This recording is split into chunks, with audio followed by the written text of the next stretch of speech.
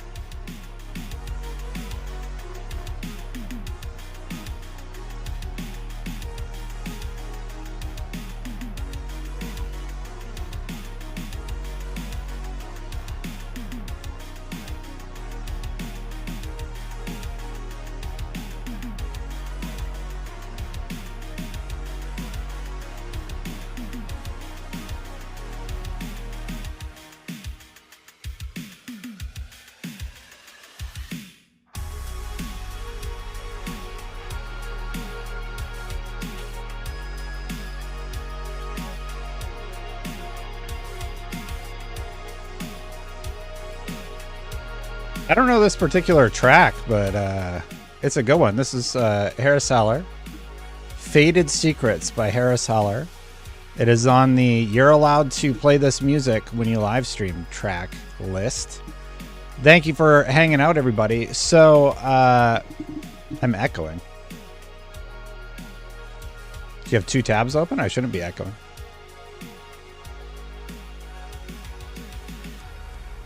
Unless you're hearing me jam out. Yeah. Yeah, you're bad, Villaroni. Good to see everybody. Thank you for joining me. We're going to be talking a lot about all the companies, really. Everybody has something going on right now. Xbox has something going on. PlayStation's up to something, a lot of people think. Got to get off the board. Boom. People seem to like the board, so I keep bringing it up. Thanks for joining me, everybody. We're going to be talking about the rumors going around that there's going to be a pretty hype TGS show from Xbox. Clay, good to see you. Good to see you, Darasta King, over on Twitch, and Squiggly Rhythm. Thanks, everybody. Yeah, it's been a lot the last week, so I do appreciate y'all hanging out. Things are really busy with work and everything else. So thanks for hanging out, everybody. I hope you're doing well. Hope you're having a good weekend. I always like having a good crowd to chill with and talk about video games. We're probably going to drop the Harris Heller music here in just a second, but for now we can just jam out for a little bit. Is that the Minecraft Xbox behind you? It is. Actually, that's the Xbox One S, I want to say. I was doing some testing for Star Wars Jedi. And yeah. So here, I figured out that you can just open the Supers page and refresh it. So I won't miss Supers anymore. That's kind of nice. Won't mess that up.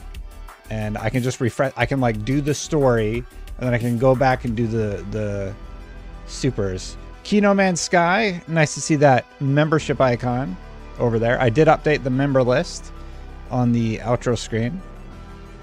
Got to keep up with if Harry's comes in here and drops another 30, it's just going to be names across my face. I'm going to have to do the scrolling thing. Like Steak and Eggs. Steak and Eggs just does a big old scroll of all the members. You're enjoying Outlaws. That's great, Woodpit. Yeah, I have heard that once you get past, like the point that I'm at with Outlaws, once you get past that, I do hear that it improves. There's problems with it. There's like AI pathing issues, and AI's kind of dumb. I've seen a lot of people post, but yeah. Maxwell, we haven't gotten started yet. Let me read your super chat really quick. What are the big three up to? Both Sony and Microsoft are doing a console and a handheld, and Nintendo is doing more powerful Switch. End the video. Bye. Not quite. I mean, in layman's term, yeah, all of those things are happening. Thanks for watching, everybody. We're going to get out of here. Maxwell just spoiled everything. We are going to talk about the $400 million Concord story from Colin Moriarty, corroborated by Kotaku's Ethan Gatch.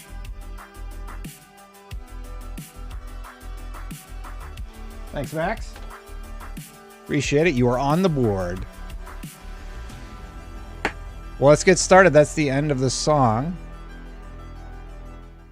That is a good song. You like my shirt? Well, thank you, Daniel Casey. I do appreciate it. All right. Well, I'll leave the headphones over there. We got to talk about whatever is going on at Xbox, because Tom Warren has been saying some stuff. He's hyping it up a little bit, and I'm a little bit surprised by this.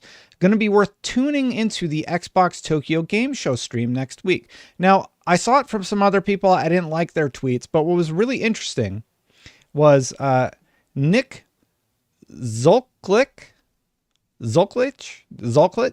Anyway, he's the Xbox Portfolio Senior Content Planning Manager, and he said, yup, with a big old smiley face. TGS, I believe, is next week. I have the blog post up here. Yeah, the 26th. So it's this Thursday. But opening night live for TGS, or whatever Keeley ends up doing for TGS, usually happens around that time. And I imagine he will have something there. I believe I did see Jez Corden also post about this. A lot of people are talking about this possibility that more Final Fantasy games could be coming. Well, I think that's interesting. I think it's going to be more substantial than that. Now, the Final Fantasy rumors were from Jez Corden.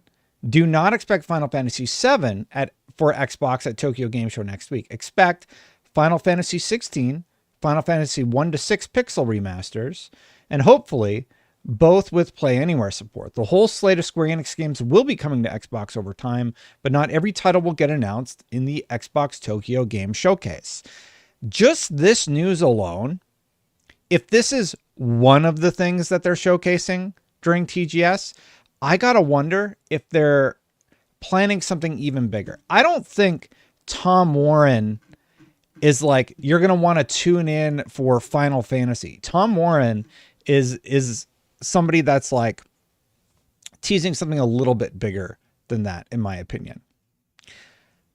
So they're also localizing into like every language that is mainly spoken over there, even Thai, a language I was really surprised to see, because I never see anything translated into Thai that I'm into, like gaming wise. So that was really cool, in my opinion. My wife's Thai, as I've mentioned on the stream before, but it's always cool when I see that language supported for, you know, people like my wife whose first language, their original language is Thai, and they learned English. So it's cool. I like that a lot.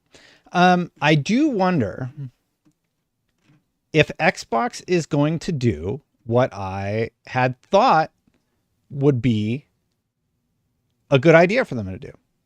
And that is announce their handheld. I think it would be really, really cool if they announced their handheld. Now, PlayStation, of course, has put their flag in the sand, so to speak, and they've announced that they're going to be doing the PlayStation 5 Pro. So there was the PlayStation 5 Pro that was announced. We've talked about the price. We talked about how it's crazy. The last stream, we went over PC components and talked about just how crazy expensive it was. And I do wonder if Xbox is going to have their answer to that at the Tokyo Game Show. Asian games in the spotlight. The Xbox broadcast returns to TGS in 2024. That is the headline of the blog post. This is from a while back. It was posted in September 5th. And they don't really give a tease or anything like that, but they do say it's being localized into a whole bunch of different languages. And you can follow Xbox Japan over on X. Oh, I don't follow Xbox Japan. Just to see what they're up to and the sort of things that they happen to be teasing. So I am curious about that. I do like the special edition PlayStation 5 Pro also. I do think it looks cool. So beyond that, there were a few posts going around, Post Up. He likes to post these clips every once in a while. But Bloomberg has been writing a lot about console. They've been writing a lot about Sarah Bond. They had the great interview about Sarah Bond, and we're going to take a look at that. We're going to go through the Xbox news first. We're going to get to PlayStation and Nintendo. For Nintendo, we're going to be talking about the Palworld suit and why I think that is overall damaging to the gaming ecosphere, just period. And Bellular Gaming also did his little reaction to it. His video about it and why he believes it's damaging, and I agree to that. I agree with that. So this was something from Bloomberg Technology. I haven't found the original source. So let's see what Post Up was posting here from Bloomberg. Sarah Bond is trying to move the Xbox business beyond the Xbox console. Head of Microsoft Gaming, Phil Spencer, says that they've been selling consoles to the same 200 million global households, and they really want Xbox to mean more than the plastic box in your living room. Sarah Bond's mandate is to expand Xbox's games into phones, into next generation hardware, sure, but also, potentially handheld, which is something that she and her boss have sort of teased at. They are absolutely doing the handheld. There is no doubt in my mind that they're, whether or not they're doing a handheld, they absolutely are. Like Phil Spencer pretty much said it when he was on the IGN live show. He's teased it so many times. Like, to me, I'm thinking it's coming sooner rather than later. Now, if they can have it ready for TGS after this negative press, this negative attention that PlayStation is getting, I think it would be a really, really smart strategy to say, okay, look, we have our handheld. Here it is. It's much cheaper than a PlayStation 5 Pro. We see the writing on the wall. We know that graphics are not the most important thing in the world to most people. Here's our handheld. I'm playing God of War Ragnarok on my Steam Deck right now, and it is very, very well optimized. And if you customize the graphics and such, Rock Paper Shotgun is reporting you can get it up to 50 frames per second. Now, I haven't tested their settings myself to see what kind of frame rate I'm getting. I'm in the more open section where performance takes a little bit of a hit. But imagine that Xbox had a handheld that let you access your Steam library, that let you access all of your games. So whatever their answer ends up being, if they can do something that tears down barriers, they can allow you to enter at a cheaper price point, I think it could have a drastic impact on what gaming looks like in the future. PlayStation is already looking to get their games in more people's hands faster. Like the 60 million units like isn't enough. They just want to sell to as many people as possible. I think whatever the handheld is will be Xbox in name only, but in actuality, it's going to be basically a Windows device. They already alluded to the idea that you're going to be able to have Epic Game Store on it. Epic Game Store has God of War on their list. Let me double check. They just added a bunch of games to my Epic added. I have an Epic press account, and they're like, all these games just came to the Epic library. Yeah. God of War Ragnarok was one of those games. So one way or another, if it's not Steam, it'll be Epic. If it's not Epic, wherever PlayStation launches their games, there is a good chance that it could be playable on the handheld. A lot of people have said they're going to block it. I just don't think it's happening. I think the handheld is coming. I think the handheld is coming. Absolutely. Let's continue the video. Your story is so fascinating because you go into the relationship between her and her boss, how they turned to HR to really ensure that they could communicate more efficiently, but also her history at T-Mobile. What is she going to bring to the table, Cecilia? Yeah, Sarah Bond's history from T-Mobile really gives Microsoft expertise that was lacking in the mobile world and in the mobile gaming world in particular. So at T-Mobile, she's someone who knows a lot about subscriptions, a lot about how to keep people coming back to a product, and also how to trim subscriptions in a way where users don't feel bloated by extra services they don't need. And Microsoft has a sort of Netflix for game service called the Game Pass. Yeah, they do. So she has experience at T-Mobile. She understands how to bring that service to a mobile device, and that's going to be really, really interesting. Now, I haven't seen that whole interview. Post up. He takes the clips that he likes and he posts them, but then I got to go dig for the source. It's probably on their YouTube somewhere, but I haven't watched the whole thing. However, I was interviewed for that article. They actually interviewed me for the article, and they used like they used the one quote from me that's like negative. Thanks.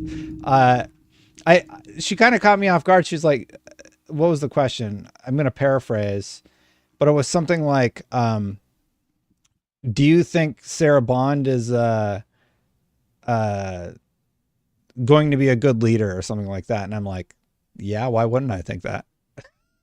Like, it really caught me off guard. And before that, well, anyway, I'm quoted in here. It's kind of cool. And it's a really fascinating article. It talks about how Phil Spencer and Sarah Bond don't always see eye to eye, how they, need to work on stuff. And I think it's a really cool look at Bond, who she is, what her plan is with the Xbox brand. If you haven't read it, if you haven't read it yet, this is the article here. I will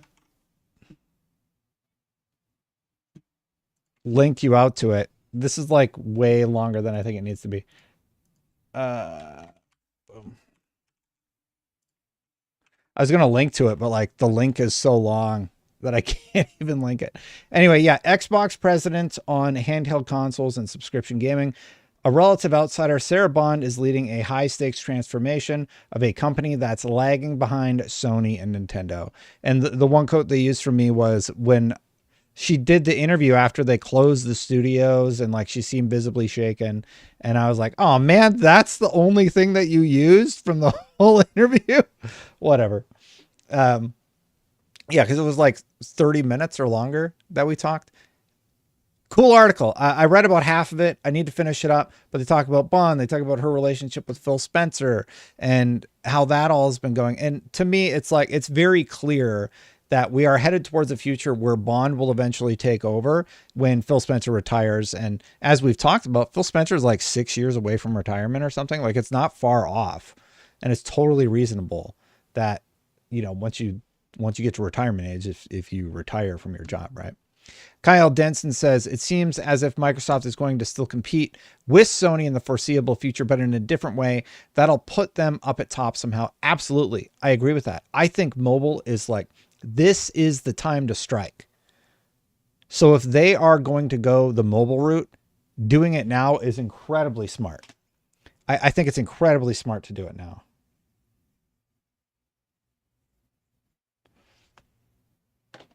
I don't know about y'all, but I don't want to get too hyped up about it because I'm already excited about it. I don't think I really need to dive into why I'm excited about it. Like, it kind of writes itself. If you are interested in playing games on the go or just having this other option for accessing games, an Xbox device that is portable, that allows the other storefronts and other games to be played on it, I think it's a huge, huge W. So pretty cool article coming out of Bloomberg. And then Takashi over at Bloomberg also wrote a little something called out. Sony's announcement of a $700 souped up PlayStation 5 seems like a sign of confidence in the future of consoles, but it may in fact be a harbinger of their impending demise. Now, I actually agree with the idea that consoles aren't growing. Every analyst has said this so many times. The console market is not growing. We're not seeing growth in consoles. Like, you're going to hit a ceiling. Let's say somehow the PlayStation 5 manages to outsell the PlayStation 2 or the Switch. That is still marginal growth over the PlayStation 2 era of games. So the idea that consoles are going to continue growing, it's not going to be by much. The Switch is going to outsell the PlayStation 2 by maybe a couple million units. You're not talking about 100 million more Switch 2s sold over the PlayStation 2 era. So when you look at that, and we've done the analytics on Xbox, we see that Xbox, it also isn't growing. They're on pace to maybe match the 360 era, not the 360 era, the Xbox One era. And the Xbox One capped out around, we'll say 60 million. It was 50 something, but on the higher end of 50 something. So we'll say the Xbox One era capped out around 60 million, and the Xbox Series X and S era will likely cap out maybe around the same if they're lucky, but I actually think they will see a decline in sales because of their new strategy. You can play on cloud, you can play on PC, and they're totally fine with you playing wherever. However, I do wish they would compete a little bit better than they have been. This one I do want to read from Bloomberg because it really dives into a lot of these topics that we have talked about on the channel. Real quick shout out to everybody saying hello real quick. I see all your hellos and it's very welcome. I really do appreciate it today. Thank you, Danny. Thank you, everybody else who has said it before, Danny. I have seen all the comments. Thank you. All right. So Sony is rethinking the console business model with PlayStation 5 Pro. Now, I think that the PlayStation 5 Pro is overpriced. They are clearly selling it at a profit. I think if it would have been $600, I would have been totally fine with it. It would have still been expensive, but $700 is a very clear statement from PlayStation. They are saying, we're going to sell this at a profit and we're just going to see what happens. They haven't reduced the price of their consoles. They've actually increased the price of their consoles. They've increased the price of their controllers. They're not including a disk drive. They're not even including a vertical stand with this thing. So if you want your console to stand up straight, you're already nearing the $800 territory for your console. So it launches at $699. We all know that's $710 or so after taxes. You add the stand. The stand's $20, I believe, $20, $30. It's like $24.99. Anyway, you add that to it, you're at like $830, $840. It's expensive, or sorry, $730, $740. And then if you add the hard drive, you are in the $800+ territory, or disk drive. I keep saying hard drive, but if you add the disk drive, you are in that territory, which is fine. It is what it is. The problem is I don't think they've done a good job marketing their device, so to speak. I don't think that their trailer was good. I am excited to see like the Digital Foundry stuff that has come out where they dove into the version of Final Fantasy and the improvement that game had. I think that's what they should have done from the get-go. So hopefully we see more of that. But continuing on, Sony is rethinking the console business model with the PlayStation 5 Pro. Sony announcement. I hate these websites. I can't. Sony's announcement of a $700 souped up PlayStation 5 seems like a sign of confidence in the future of consoles, but it may in fact be a harbinger of their impending demise. But first, here's what you need to know. Intel is making an AI chip for Amazon Web Services. Microsoft raised its dividend and unveiled a $60 billion buyback. Wow. The Goldman Sachs trading desk says it's time to buy the dip in AI. Now, what's really interesting is, speaking of AI, PSSR is very interesting technology. It is the first console to come out and basically say, yeah, FSR has been around for a while. Here's PSSR. A lot of people are thinking it's actually related to FSR 4, which was just announced by AMD shortly after the PlayStation announcement. I don't think that's a coincidence. I think that is happening. And they're getting into the game so late. I do wonder if it's too late for them to fully harness the power of this technology. FSR is fine for what it can do, but there's games like Alan Wake 2 that's running in the 800p range. I believe it was 840 something p, and they're upscaling it to 4K on the Pro. So when I discuss the idea of buying a PC or building a PC that's comparable in power, I would recommend, hey, look, let's be honest here. You're already going to drop $800+ on this thing. You add the $200 that you're going to spend ish on PlayStation Plus this year, you're already looking at like $1,000 for your console. Maybe keep the PlayStation 5 and invest in a PC. It's an option. I'm just talking about value proposition there. I understand that if your whole content library is on PlayStation and you want to play those games at the utmost fidelity, it makes sense. I'm going to get a PlayStation 5 Pro. But I think it's a worthwhile conversation to have about the value of a PC versus a PlayStation 5 Pro. You pay less for every PlayStation game that comes to PC. God of War Ragnarok right now, how much is it? It's $60. How much were the other games when they launched on PC? Less than they were on PlayStation. Because they're coming at a later date, so they're not charging full price. And that's what's really interesting about it. They're trying to diversify while also keeping their console market alive. They're using the same playbook as the PlayStation 4 era. But the improvements are so marginal now that most people don't even have the TVs to support the marginalized increase. So it is sort of an interesting, it's just an interesting discussion to talk about, because value proposition wise, I think you get less from the Pro than you would from a PC purchase. Now, Xbox has never done a handheld, so let's pretend the handheld thing is real. I do think that is a very interesting entry point for a player who has never been in an Xbox before. It's a handheld. It's not too intimidating. If it works like the Steam Deck, you can just plug it into your TV. I was playing God of War off of my display, running off of the Steam Deck, and the game is so well optimized. If PlayStation or if Xbox can handle that, it would be wonderful. But let's continue reading the article. Let's see what he has to say. The beginning of the end. The traditional game console business is rapidly being depreciated by the rise of online and mobile gaming. Yep.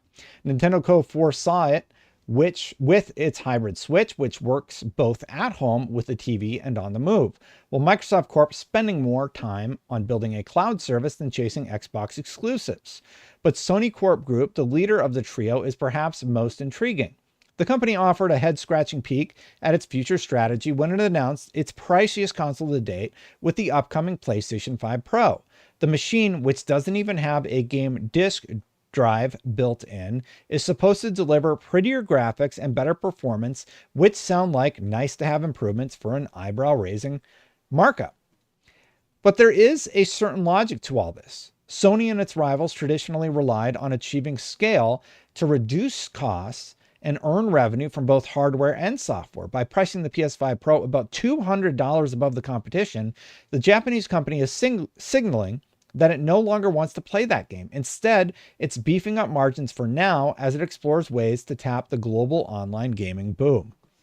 They are utilizing the additional cost of the PlayStation 5 Pro to supplement their plans for the future. At least that's my read on it. They are not going to sell this console at a loss. They will make likely a small profit, especially when you add into the fact that I can build a PC for $700 that largely has the same components and quality as the PlayStation 5 Pro has. Now, if Destin can do that, or J2Sense, or any of the YouTubers that you watch, then PlayStation can do it because they are buying those components in bulk, which means they get a reduced rate for every single part they put in there. And they're also not using like top of the line components for their cooler and such. So if I can build it for $700 using the Radeon, I believe it's the Radeon 6800 off the top of my head, but it is the Radeon card. And AMD is about to announce FSR4, which would be implemented on that card, comparable power at the same price on PC. Now, to clarify, everybody was poking fun at the idea that, oh, Destin was wrong. Digital Foundry said you need a 4070. You need a 4070 because it has AI upscaling. That's why he compared it to the 4070 card, not because it's comparable in power. The 4070 will be as powerful as like the PlayStation 6. It is a 45% power jump over where the PlayStation 5 Pro is going to be. So if you do cost for cost, you can basically land dead on with the PlayStation 5 Pro in terms of performance if you go with the AMD card versus the 4070. Now there's other considerations. There's your game library, which if you happen to have a disc version of any of those games, you do need to buy the disc drive. So you are in the $800 territory. There's all that to consider. And there's been a lot of back and forth about like, oh, your build has to have the 4070. Even with the 4070, you're only paying like $940 for a great PC. And you get an upgrade in the CPU. So it's like, I think there's this realization from a lot of people that you can get a great value to build a PC, because when I did my poll, everybody thought it would be like $1,100. They're like, it's got to be way more than $1,100 to match the PlayStation 5 Pro. And it's just not true. Components are cheap right now. I could build the PS4 Pro for $940 on PC with a better CPU. That would have a better CPU, and it's going to have, I believe, even faster RAM. It's going to have a better graphics card that is going to last longer. So you take all that into consideration. It's just something to think about. And you start adding everything on top of it. Yes, I said PS4 Pro. Obviously, I meant the PS5 Pro. Thank you, Alma. So it is a really difficult value proposition. Now, I do think the enthusiasts are going to get it. I totally get that. I do not fault you if you get a PlayStation 5 Pro. If you're like a PlayStation fan, you're getting a PlayStation 5 Pro and you're going to be happy with that purchase, knock yourself out. A lot of people in chat are saying, well, what about the gaming monitor? I don't include the TV in the price of your PlayStation 5 Pro, so I'm not going to go bookmark a bunch of 8K televisions and include that in your price. You could plug a TV into your PC and you could run those games better than a PlayStation is going to run it with modern hardware. Like that idea that I need to include a gaming monitor, it's a false equivalency. You can obviously run Steam in big picture mode and launch your games off of a TV running it at 60 hertz. The NVIDIA 4070 can do 120 just fine. Yes, you can plug that HDMI into your TV, everybody. I don't mean to blow your minds or anything, but yes, PCs do work on televisions. Let me see. Could I get that? I could show you right now. I have God of War running on my PC. I could take a little bit and show you how to get it running onto the television. But the only point is, yeah, you can run it. And obviously, yeah, TVs cap at 120. They cap at 120 hertz. Monitors, 144 hertz.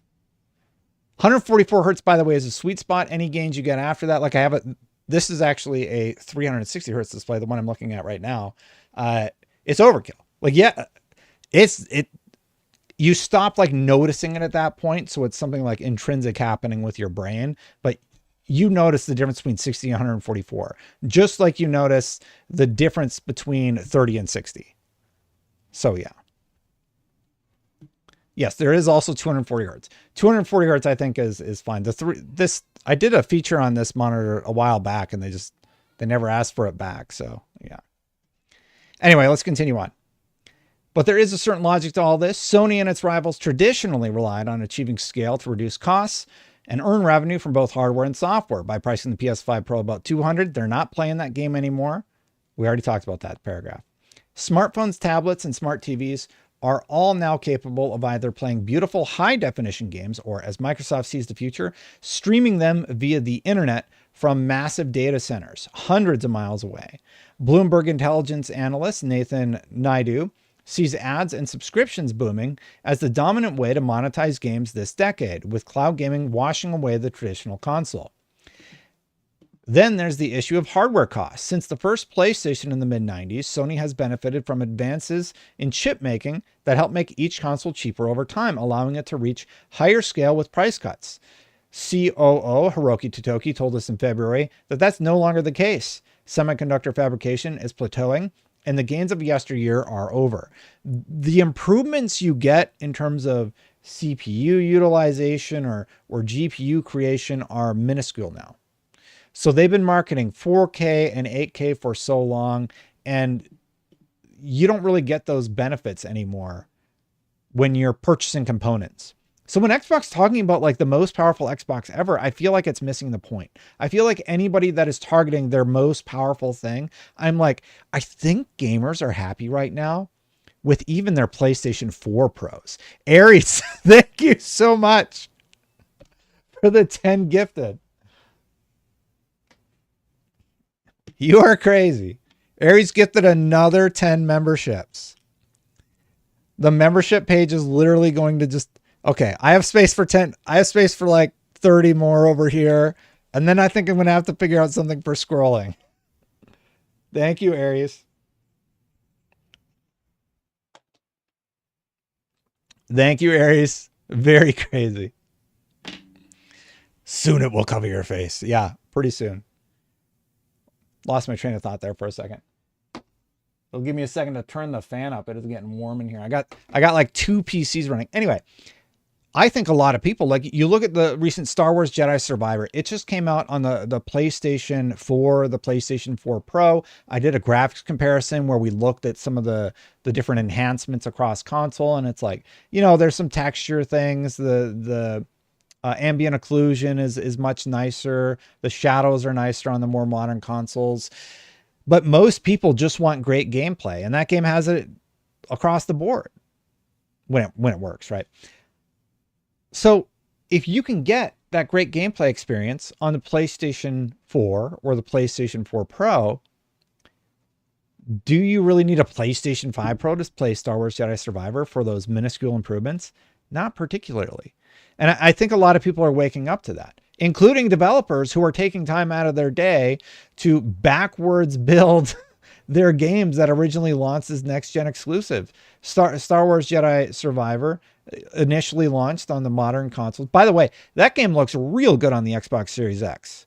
I was surprised to go from the PlayStation 5 to the Series X. I'm like, whoa, this looks really good on the X. And no bias or anything, I think the X might be the best place to play that particular game. Dwayne says the PS Pro is not needed for great gaming. I'm running Black Myth Wukong on my RTX GeForce 3060 just fine with over 80 FPS. Yeah, if you optimize these games. And Black Myth Wukong is a really good example because Black Myth Wukong doesn't run particularly well. But if you turn on frame generation and some of the other technologies behind the scenes, you get a really, really good looking game, and it runs at high frame rates. God of War Ragnarok on the Steam Deck, you can get it running at 50 frames per second. That game doesn't utilize one of the most bloated forms of technology that a lot of these games tout, ray tracing. Ray tracing would tank that down to like 20, but it just doesn't have it. So you have XeSS upscaling, you have NVIDIA. On the Steam Deck, you only have FSR, and all of it looks pretty good. So ray tracing, like reflections on water, I just don't worry about it that much. And Dwayne, I do agree with you. I think a lot of consumers either can't see the difference. I don't know why I wrote B. They either can't see the difference or they don't particularly care. Yeah. And all of the games are being made on the PS4. Alma points out God of War was made on the PS4. Standard. I can play God of War Ragnarok on the PS4 standard right now, as I can with most of the PlayStation games. Like, what actually launched on the PS5 native? Ratchet and Clank. Did the Final Fantasy VII games come out last gen? That one I think might have been next gen only. Don't quote me on that though. I actually don't know. Somebody asked a question about GTA 6. So here's the thing about GTA 6. If you go look at the Digital Foundry video about Space Marine 2. Space Marine 2 struggles to hit 60 FPS on the PlayStation 5. Why? Because it utilizes the CPU to process a lot of things. So if a game like Space Marine 2 is having a hard time hitting 60 on the PlayStation 5 and it's jumping all over the place, Digital Foundry says there is little to no chance that without that CPU upgrade, GTA 6 is going to manage to run at 60 frames per second. And I believe, don't quote me on this one, but the CPU comparison to the Series X is a little bit higher than the PlayStation 5. Somebody who's smart, somebody who's actually looked into that in chat would have to let me know, but I believe that's the case. So yeah, you will get marginal improvements. I don't know what the kids are doing. You will get marginal improvements on the PlayStation 5 Pro, but potentially not much over the Xbox Series X. I'd have to dive more into it though. Let's continue on. So what is Sony to do when people stop buying dazzling graphics for their home entertainment and start leasing the experience? Focus on the most committed and least rational ? Consumers. Sony's reasoning is that the PS5 Pro is for deeply engaged players and game creators. The company isn't trying to make the Pro Edition its best-selling model, as evidenced by its experience with the earlier PS4 Pro, which accounted for only 15% of that generation's lifetime sales, per Nico Partners analyst Daniel Ahmad.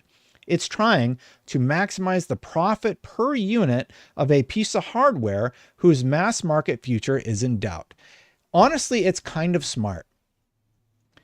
PlayStation is basically saying, we are going to no longer sell these where you get the most benefit. We are going to sell these consoles where we're getting the benefit. We're just laying it out there. We will profit off of these. There is no doubt in my mind PlayStation is going to profit off of these. And that is your barrier to entry for the console market going forward. And that is the most compelling reason to build a PC that I have ever read in my life. You can literally, graphic cards don't drop tremendously in value. Usually what happens is, to get a better gaming experience, you take out your graphics card, you put in the new one. You got to have a good PSU that will work with the graphics card, and sometimes that involves changing some stuff around, but you don't have to throw out the baby with the bathwater, so to speak, right? Unless you're doing a major upgrade like I did when I built my rig, you just update the graphics card. And that is a couple $100. If you sell the old one, which is a lot of people are using the same rationale for their PlayStation 5. They're like, well, I'm going to sell my PlayStation 5 and you'll get like $450 for a used PlayStation 5, right? And you put that towards your Pro. So you pay the you pay the $250, $300 to get your Pro. Actually, if you want the disk drive and stand, you're still looking at like $400. So yeah. Physics says my 1080 Ti has worked great since 2016, and I'm willing to bet you the thing that like they don't want you to think about is that you're playing most of your games at 1080. Returnal 1080 native, Alan Wake, even on the Pro, it's like 840 native resolution. All of these games, the technology is just taking a low base resolution, bumping it up into the higher resolution territories. Yeah, Michael Fitzpatrick also points out, like, if you're selling your PS5, you got to sell it now because they are not going to be as valuable in the coming months. So you're going to be trying to sell your PS5. What is everybody else going to be doing once they get their pre-order in for the Pro?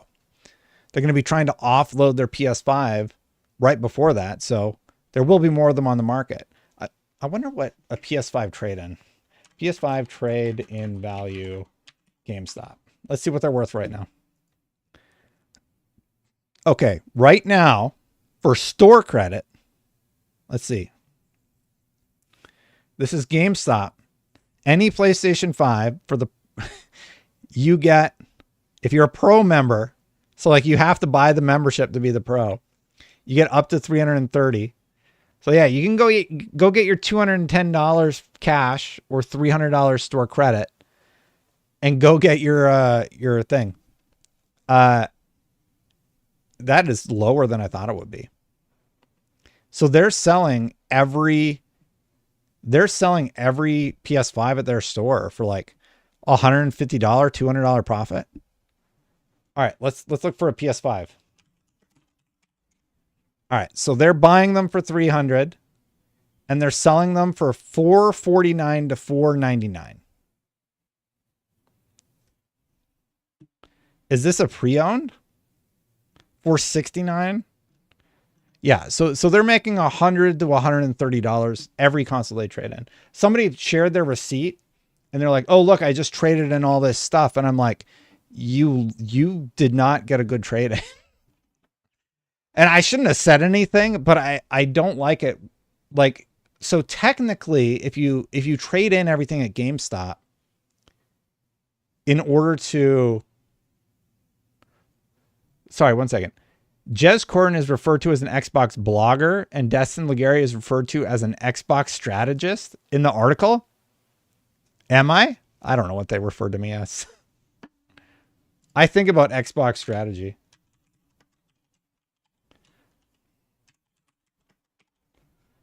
Destin Legary, an Xbox commentator and strategist at entertainment site IGN. So I'm a content strategist, I think is what they meant. I don't know.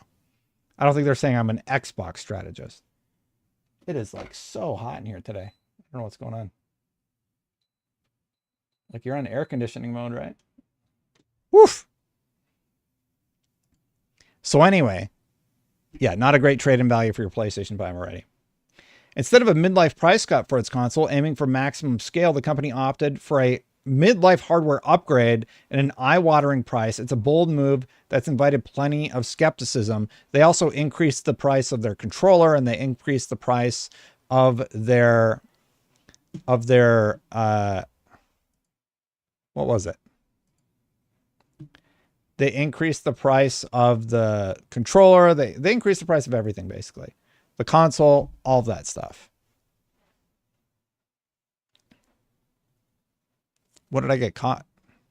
What? Anyway, I wonder if the industry needs more machine specs when there are not enough games taking full advantage of the current consoles. Great point, said Naoko Kino, who runs Tokyo-based consultancy Kiosko. It's costly to make AAA games, and short of an unlikely future where games cost $100 or $200 a copy, I can't see many making full use of increased power. The reason why game consoles can't be what they used to be, namely a PC-like games machine for a fraction of the cost, also has to do with our constantly rising expectations. The moment a game like The Last of Us arrives, we take it in stride and expect the next narrative-driven adventure to be as rich, as beautiful, and voiced by similarly seasoned Hollywood actors. The PS5 Pro sets a new high mark for mainstream console pricing and signals a greater willingness to pass costs onto consumers. It seems to concede that the old way of doing business is done and leans into the idea that a dedicated console has to now be exceptional to be interesting. If that means a never-before-seen price to deliver never-before-seen performance, so be it. I am so tired of people advocating for games being more expensive. Please let me give you more money. No, you should be telling these companies, I'm not going to buy this. You are clearly not marketing it well. And if you actually push back, you would see a better value as a consumer. Do whatever you want with your money, though, at the same time. Like, you're going to spend it. I'm just telling you, if you don't like something, don't spend money on it, because it's the clearest message you can send to the company that's driven by capitalism. Yeah, we're not going to buy this. Well, we're not going to make that anymore. We're not going to keep selling everything at a profit the way that we have been to people, because the fact of the matter is they've sold 60 million PS5s. Companies are spending $300 million on a game, $150 million that is in marketing. It's insane. And then they're like, oh, it's so hard for us to make a game. I'm like, how come the rumored cost for a game like Baldur's Gate 3 was $100 million, and everything else is 300 million, like $200 to $300 million. It's crazy.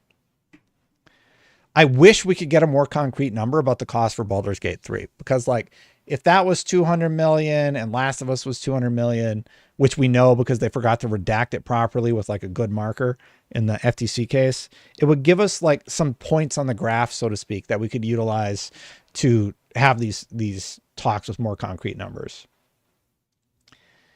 But it's a big bummer to me to see that these companies have decided we are going to pass on our challenges to you, the consumer. That I do not like. We're going to pump games out sooner so that they don't run quite as well and they aren't optimized as well.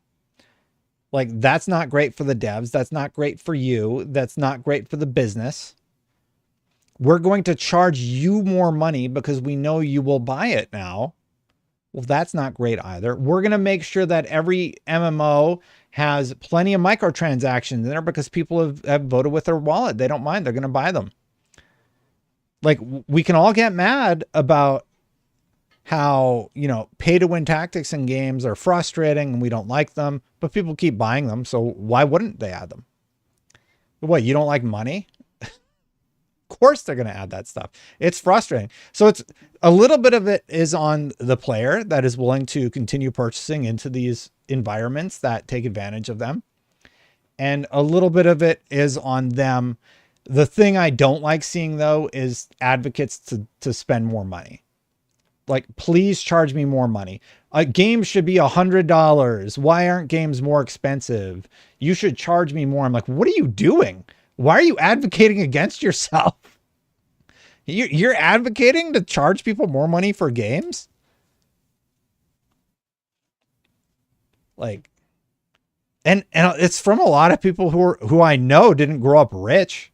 Like, I grew up really poor, and I'm like, in what world would I be like, man, I saved up. I got Sonic Spinball for my Sega Genesis. Destin is so excited. I busted my butt working this paper out. I wish I could have given him $10 more though.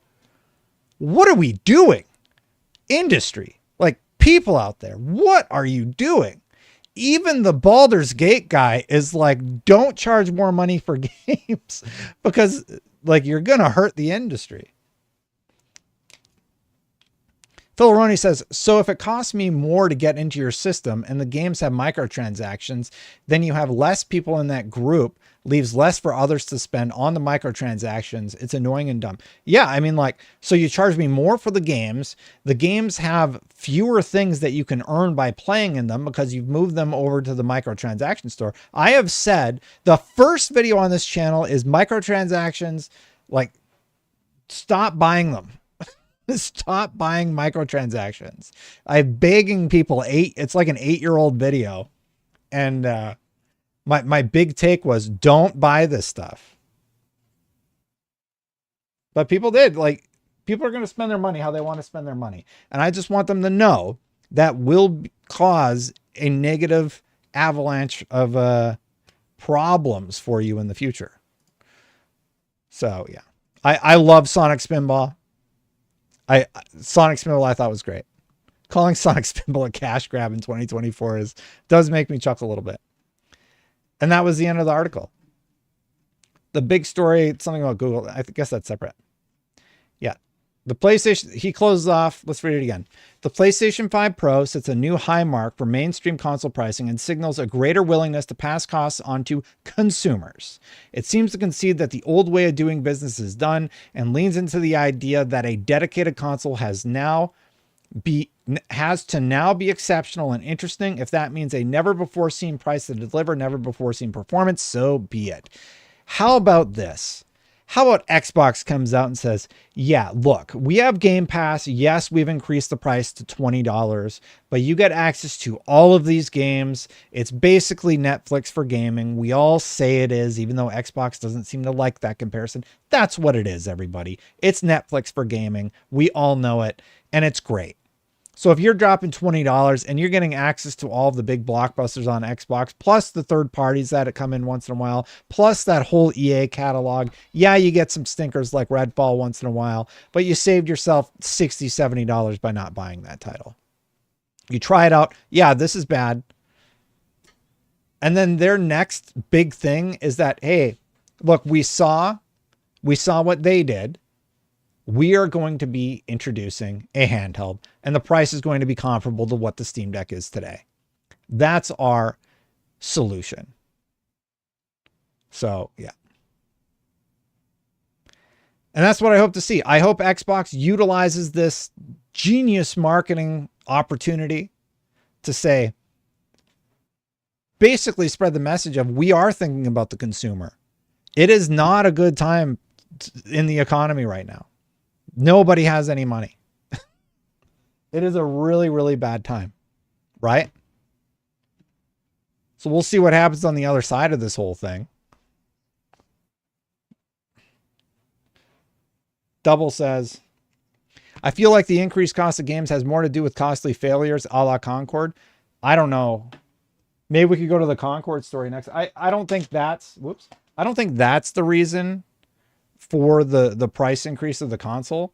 I mean, maybe it was the final nail in the coffin when they were like, oh, should we move it up? Should we move it down?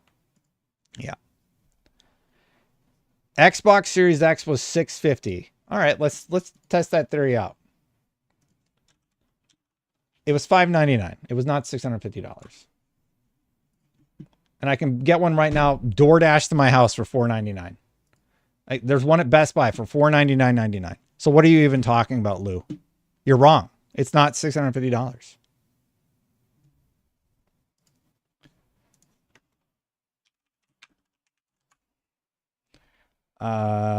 Let's check the Wikipedia for the launch price.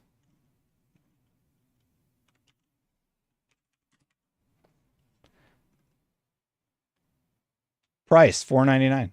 Like, yeah, you can look at the Wikipedia. It's $499, dude. So I've seen that a few times. You are wrong. Stop saying that because you look foolish. It's not $650. So like Lou.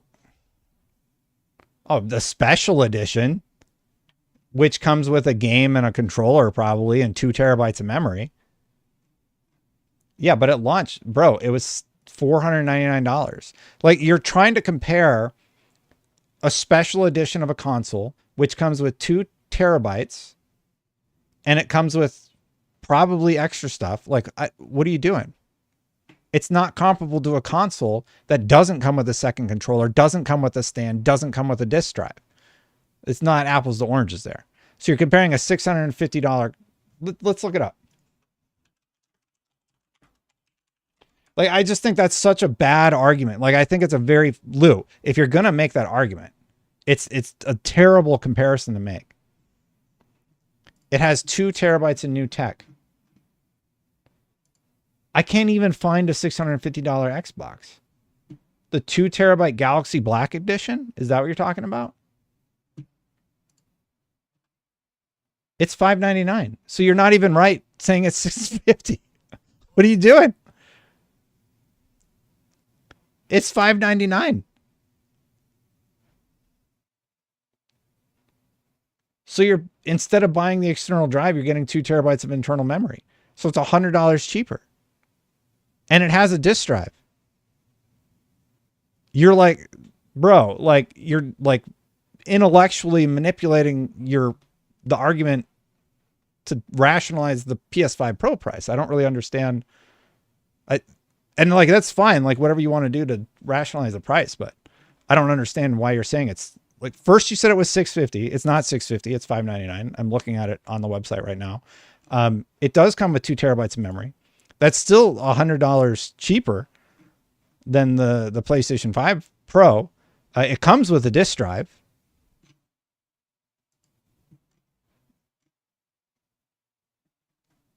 Yeah. I don't really understand the argument you're trying to make. Not trying to be rude. I just feel like it's a little bit of, what do they say? Mental gymnastics.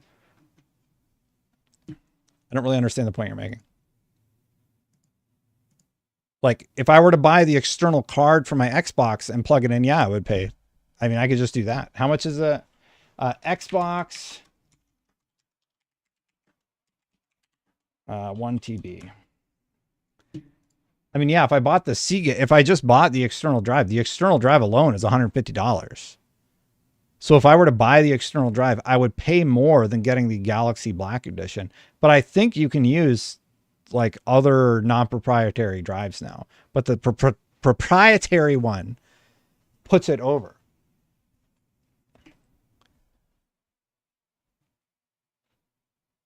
Yeah. Yes, they're charging you the price difference for the additional memory. Anyway, I don't really understand the argument you're making. Does anybody chat? Is the argument sort of odd, or am I not hearing Lou? I feel like it's a strange point to be making. I think they should do the handheld. There is some other stuff we want to get to too. So it's not an apples to oranges, right? Yeah, it feels like, well, Xbox did this, so it's okay. Yeah, it doesn't make any sense to me. Yeah, I'm not gonna be rude. Lou's being very nice. He's not being like a jerk. I don't want to be a jerk to Lou, you know. Why push a negative narrative over PS5 Pro when you yourself will purchase it? I'm purchasing it because, first of all, I can write it off on my taxes. Second of all, I'm going to do a ton of analysis on the console and like the actual features that you get so that consumers can make an appropriate decision about their purchasing habits. Also, like, we'll be able to post gameplay from it on IGN. That's like, here's so-and-so game running at 4K. We can talk about, here's how you install like, it's my job, dude. I'm going to show people how to install, because like I have the stand, like here's how you put the stand on, and here's how you put on the hard drive, and here's how it works. Here are the performance boosts you're going to be getting. Here's a graphics comparison of, you know, a game that sees great enhancements. Here's a game that doesn't see enhancements. Like I think Alan Wake's going to be bad. Now it's for tax purposes. I think what you're asking is, would I buy a Pro if it wasn't my job? I don't think so. I think I probably would just play. I would have just had my PC and I would play on the PS4. Like Ratchet and Clank everything came to PC. Why would I probably would have bought a PS4 Pro. Like, realistically, if like I didn't do streaming, I didn't talk about video games, like let's just take out this huge part of my life that I've done for 15 years. Let's just pretend I haven't covered games for 15 years really quick. And this is just Destin. He works at home. He's a big gamer, hasn't covered games for 15, 20 years and industry. Let's just take out that massive part of my whole existence here. Let's pretend that wasn't a thing. Would I buy a Pro? Probably not. Yeah, the design's kind of cool. I probably would have stayed with the PS4 Pro. PS4 Pro. Maybe I would. Were there exclusives at launch? Maybe I would have got the PS5. But I don't think I would have got the PS5 Pro. The nature of my work and everything. Yeah. Game Profit, I think you're joking, but like, come on. I've played games on stream and stuff like, yeah.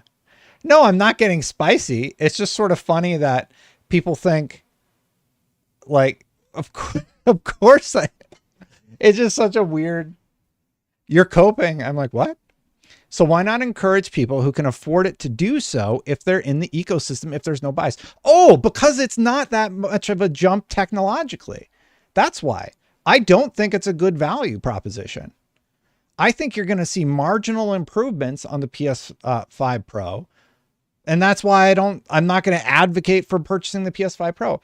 They're selling it at a profit. I think PlayStation should be selling it at a loss because that's how consoles have been forever. The whole purpose of the video game console was to have an answer for PC gaming.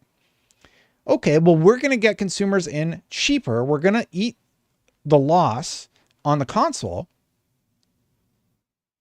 And then we'll get gamers, we'll get profit margins by selling games and services like, you know, PlayStation Network or Xbox Live, and they make a huge profit margin on those aspects of selling games.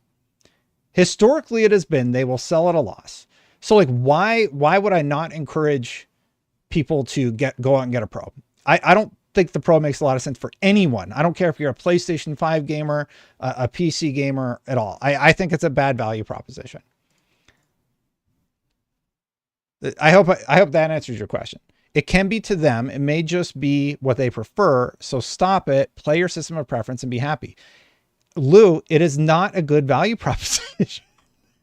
If you want to spend your money, I'm not going to come to your house and be like, you're not allowed to get the Pro.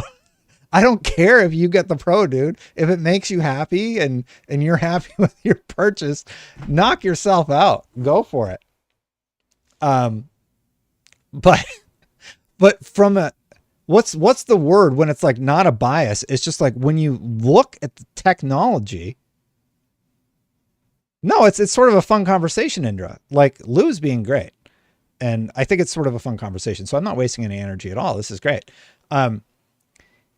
If you look at the technology of the Pro, you're talking about running Alan Wake at 60, but at a base resolution of like 840p. So objectively, you're not getting a great value because a lot of those games are going to be bottlenecked by the CPU.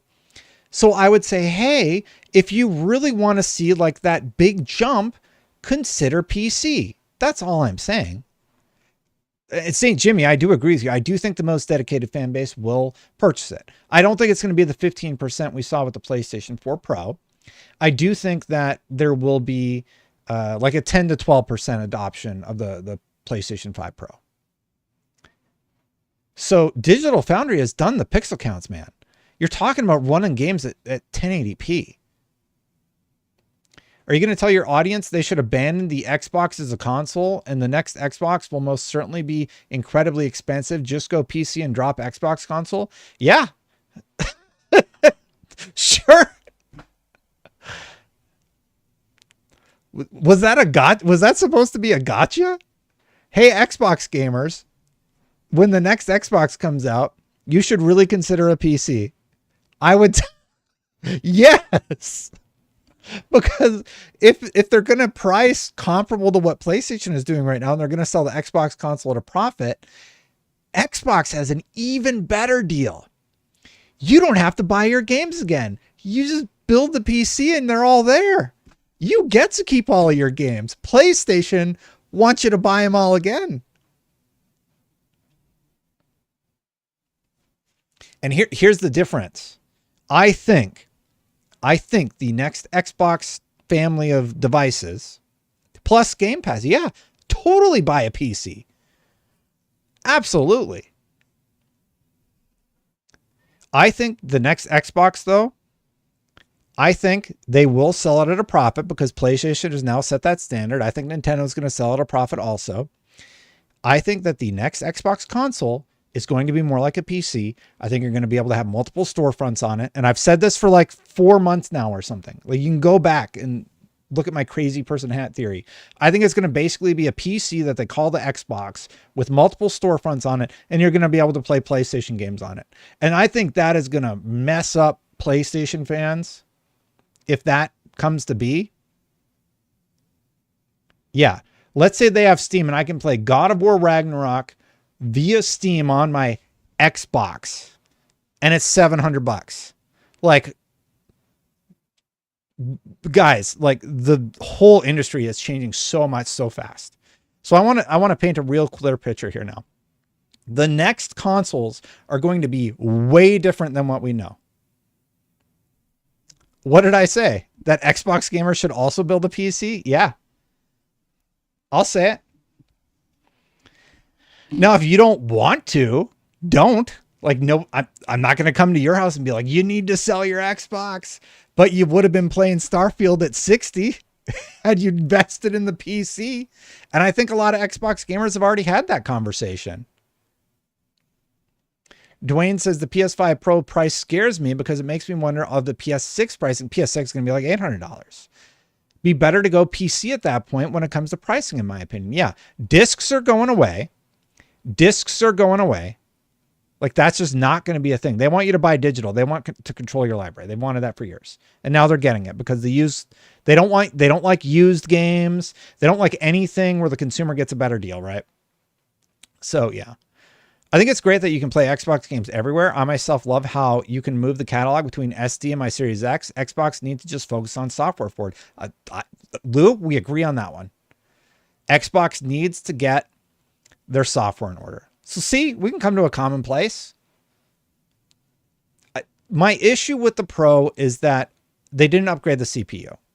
They took away core features of that box that I have over there, the PlayStation 5. That came with a stand. That came with a disk drive. And the new one doesn't. They want you to drop $100 extra to have those features, we'll call them. And internally, really what you're getting is you're getting a better GPU and you're getting a little bit better RAM. And what was the other thing? CPU is the same. So just GPU and RAM, right? So yeah, I do think that there's this, it's a really interesting time because you could make that jump and go to PC at this point.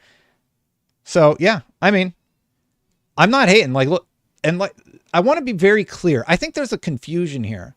And I was watching Alex's stream last night. People were like, why do you hate that we're getting the PS5 Pro and it's going to be so good? It's like, Destin plays most of his games on PC, first of all, because Xbox is on PC. I can just install them on PC and that's fine. I have a great PC.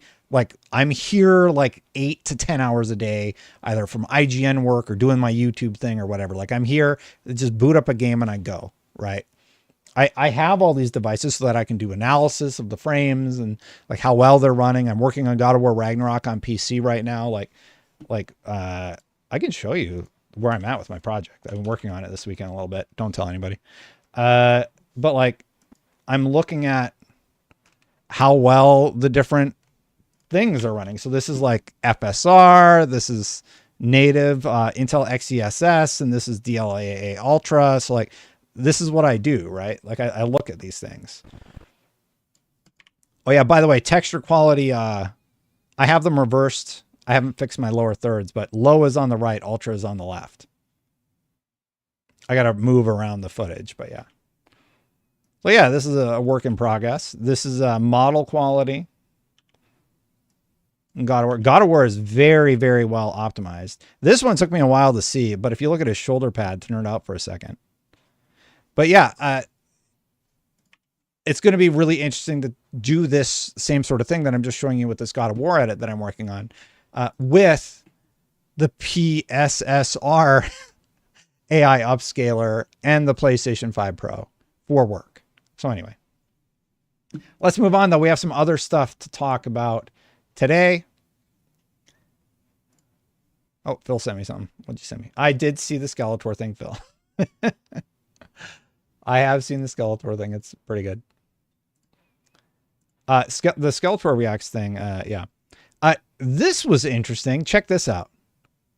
Xbox's head of consumer products, John Friend, says, we're building plans for the 25th anniversary of Halo and Xbox. We have such a rich heritage of history, and these communities have been active for so long. You have to celebrate that. When's the 25th anniversary of Halo? I mean, that's cool. When is Halo's 25th anniversary? When is Halo's 25th anniversary?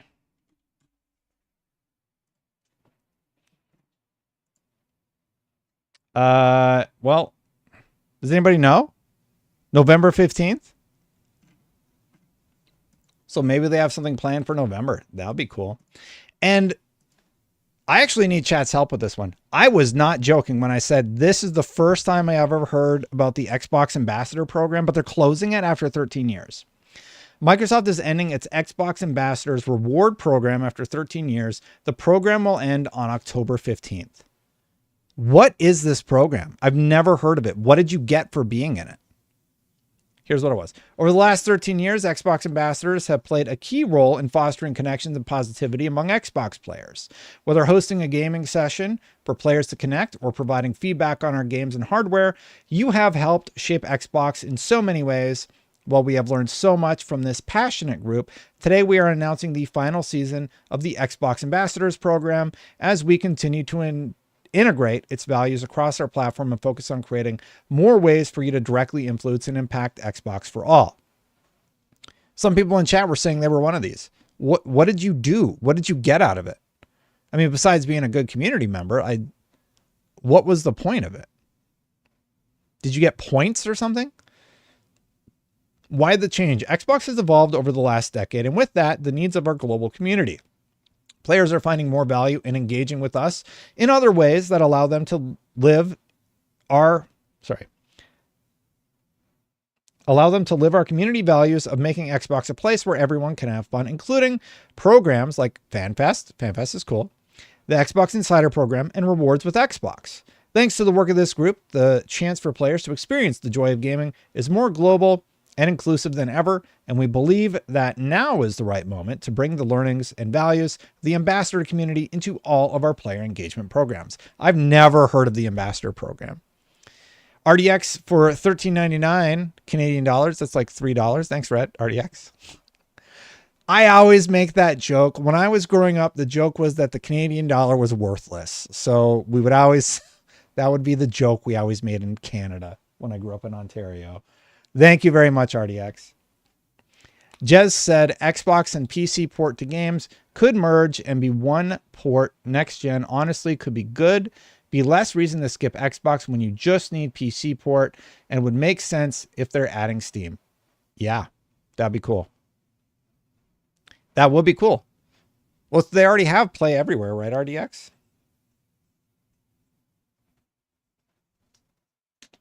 Thank you. Sorry about the Canadian dollar joke. I'll stop making the Canadian dollar joke when people give me a tip. It's probably not the best timing.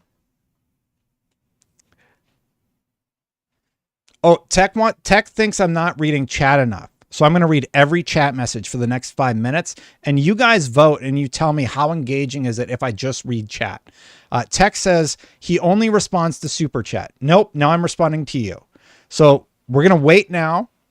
And whenever Tech responds, like, what would you like to talk about, Tech? Okay. Somebody else said hi. Trent said balls. No. Respond to me, Trent said.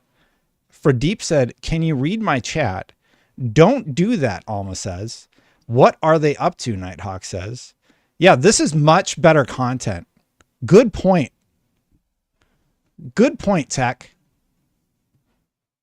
Thank you for your thank you for your contribution. Oh, he asked a question.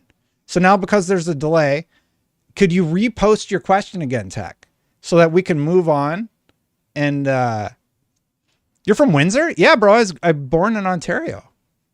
Oh, he said it was a question again. Oh, you were asking if I only read super chats. No, I do read chat also. Anyway. Sorry to call you out. Hey, from Toronto. All right, we got Toronto people. Windsor. I grew up very close to Windsor. I grew up in Fort Francis. I don't know if you ever heard of Fort Francis, but that was where I was born. Let's continue on, though. We had one other thing. This was just sort of a cool little montage that they did that I really liked. And it was about Halo. It's been 15 years since we dropped feet first in the hell as the rookie on a mission to find Alpha 9. In the shadowed streets of New Mombasa, we uncovered hidden truths, stood alongside its brave people, and shifted the fate of war. Happy birthday, Halo 3 ODST. So that was largely the Xbox segment of the show. We talked about PlayStation. We've talked about how they're charging their consumers more than ever before. We talked about Xbox. We talked about things like the Ambassador program ending, likely because they've fired so many people this year. It's very unfortunate what has been happening at I just want to put this out there. I think it's absolutely terrible what's been happening at Xbox with all the layoffs. Like, how many more are going to be announced in 2024? We knew that there would be layoffs this year, but can we stop? Like, at some point, You got to lock in the talent that you have. Layoffs are devastating for morale. Any company you're at, it is hard to get over a round of layoffs. It doesn't matter who it is or how many it is. It shakes your faith in the company, right? And that's what people at Xbox are saying right now. They don't know what is going on. They don't know what the play is. They don't see it. Phil Spencer said he saw it. He saw the future of Xbox in that interview. It was kind of funny like a year ago. And right now, everyone's just like, you laid off 2,200 something people this year. Like it's too much. It's too much. It's really brutal. We saw it at Bungie on the Sony side, you know. I will always remember that Nintendo time that a lot of people talk about, and I really find it notable. When the Wii U bombed, it is one of the poorest performers in the history of video game consoles. You know what Nintendo did? The leaders at the company took less money. They said, cut our wages, no bonuses, keep the people. I respect the hell out of that. Nintendo doesn't do all stuff great, but that's pretty great. That is one thing that I really respect Nintendo for. That when they took the L, they took the L. But the people reporting up to them didn't. And I really do respect that a lot.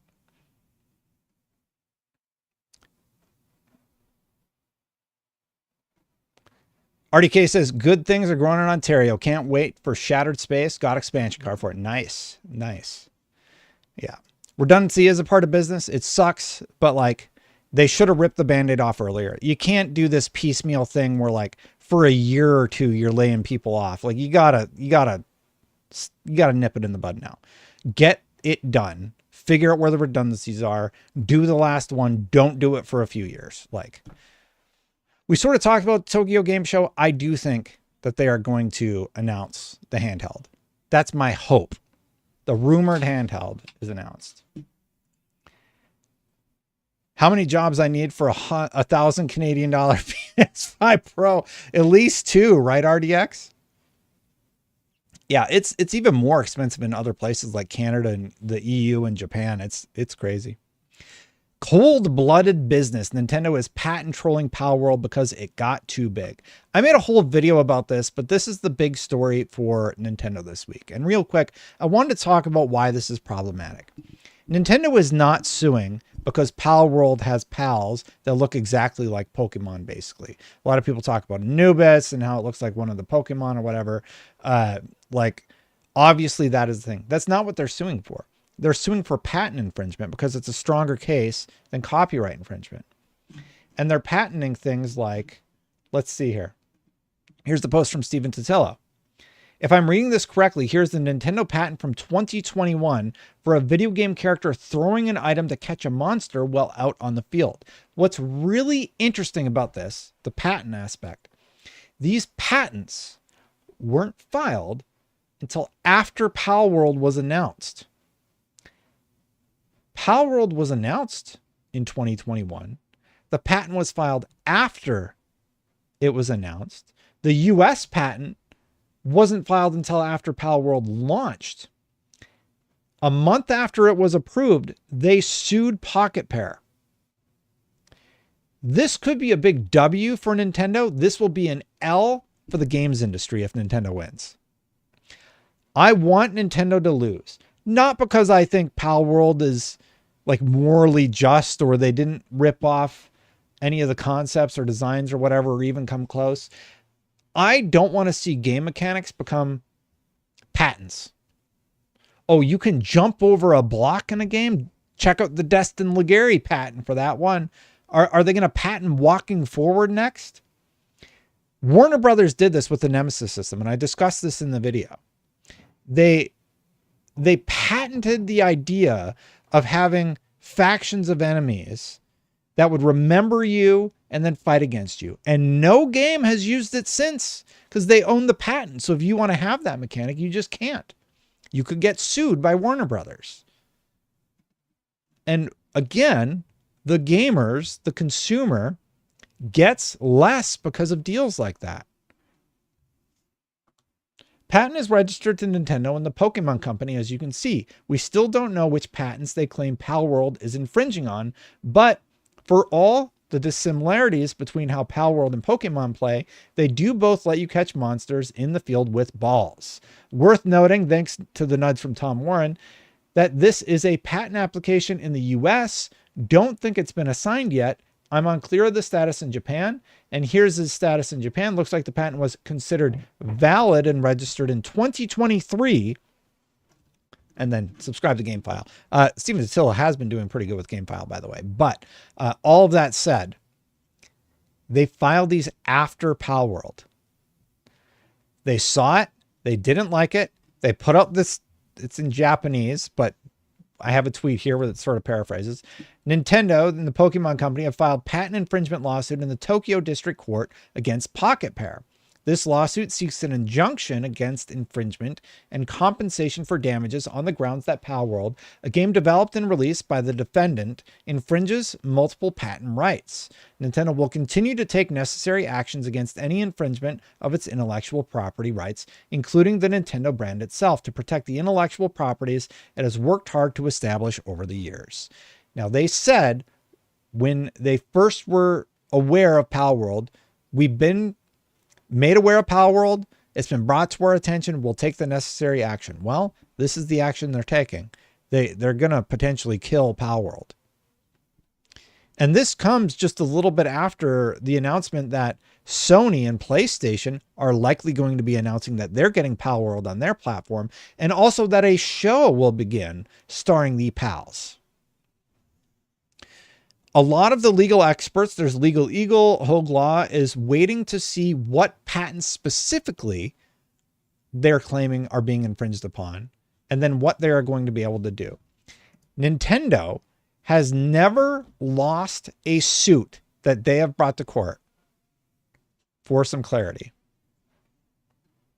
here's what the Palworld Pocket Pair team said. Regarding the lawsuit, yesterday a lawsuit was filed against our company for patent infringement. We have received notice of this lawsuit and will begin the appropriate legal proceedings and investigations into the claims of patent infringement. At this moment, we are unaware of the specific patents we are accused of infringing upon, and we have not been notified of such details. Pocket Pair is a small indie game company based in Tokyo. Our goal as a company has always been to create fun games. We will continue to pursue this goal because we know that our games bring joy to millions of gamers around the world. Palworld was a surprise success this year, both for gamers and for us. We were blown away by the amazing response to the game and have been working hard to make it even better for our fans. We will continue improving Palworld and strive to create a game that our fans can be proud of. It is truly unfortunate that we will be forced to allocate significant time to matters unrelated to game development due to this lawsuit. However, we will do our utmost for our fans and to ensure that indie game developers are not hindered or discouraged from pursuing their creative ideas. We apologize to our fans and supporters for any worry or discomfort that this news has caused. As always, thank you for your continued support of Palworld and Pocket Pair. Palworld is a fun game. It's a fun game. It takes an interesting concept and improves upon it. It does some fun stuff. It's more of like a survival crafting RPG versus catching the pals. I really think it's neat. I think it pushes Nintendo to be better. And Nintendo's response has been, we don't like that. We will sue you. I think it's so unfortunate that we are here versus Nintendo stepping up and delivering a banger of a Pokemon game. They're releasing Pokemon games on a device that can barely run the games they're making.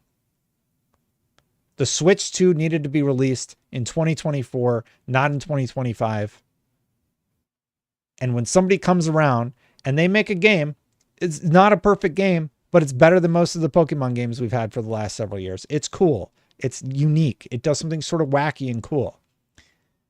I appreciate Pocket Pair for doing this. Still alive, 1999. How long do you expect this lawsuit to play out? A couple of years, maybe longer. Also, it's ironic how Nintendo is being the bully here when we all remember way back when they were small but won a lawsuit against Universal. I actually don't remember them going up against Universal, but that's kind of crazy. I think Nintendo's being a bully in this case. I give them props. I just gave them props for, you know, how they treat their employees and such. But I think this is I think this makes them look scared. Out of all things, somebody just came along. They took their concept, they improved upon it in some interesting, fun ways and silly ways. And I think it's compelling. I think this is the first time they have a lawsuit where maybe everyone doesn't have their back.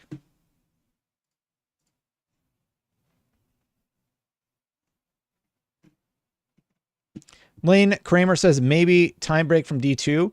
Only playing Salvation's Edge last few months. Finally today completed Iconoclast title.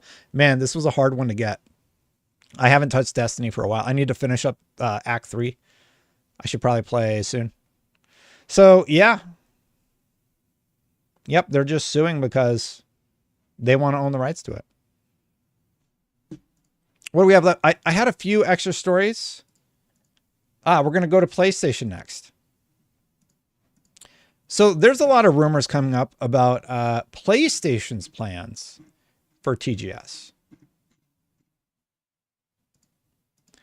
And we need to talk about that. But first, there was a little video that started going around from Colin Moriarty. If you haven't watched the video, only if you haven't watched the video or seen this on social media, I only want to hear from those people. It's an honor system in chat right now. How much do you think Concord cost?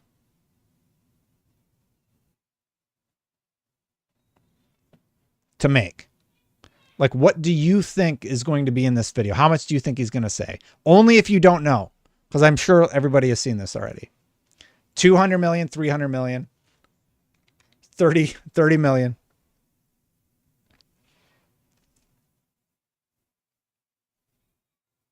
$100 million. Aries, you've seen it, right? Okay. $400 million is the correct answer. Colin is reporting $400 million. Here's the tweet. I can corroborate the part about toxic positivity. Some sources I've spoken with blamed a head in the sand mentality carried over from the studio's Bungie roots. A sense the game would come together because the team was too good to fail. I'll have more next week. How many times is this going to happen? We're too big to fail. It's the BioWare magic. It's the Bungie magic. We're just going to figure it out in the end. Look, you either got it together or you don't. And they don't. They did not.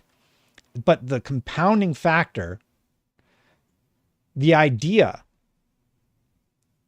that they were not listening to feedback is the first thing I called out. I'm like, how did you not take feedback into account?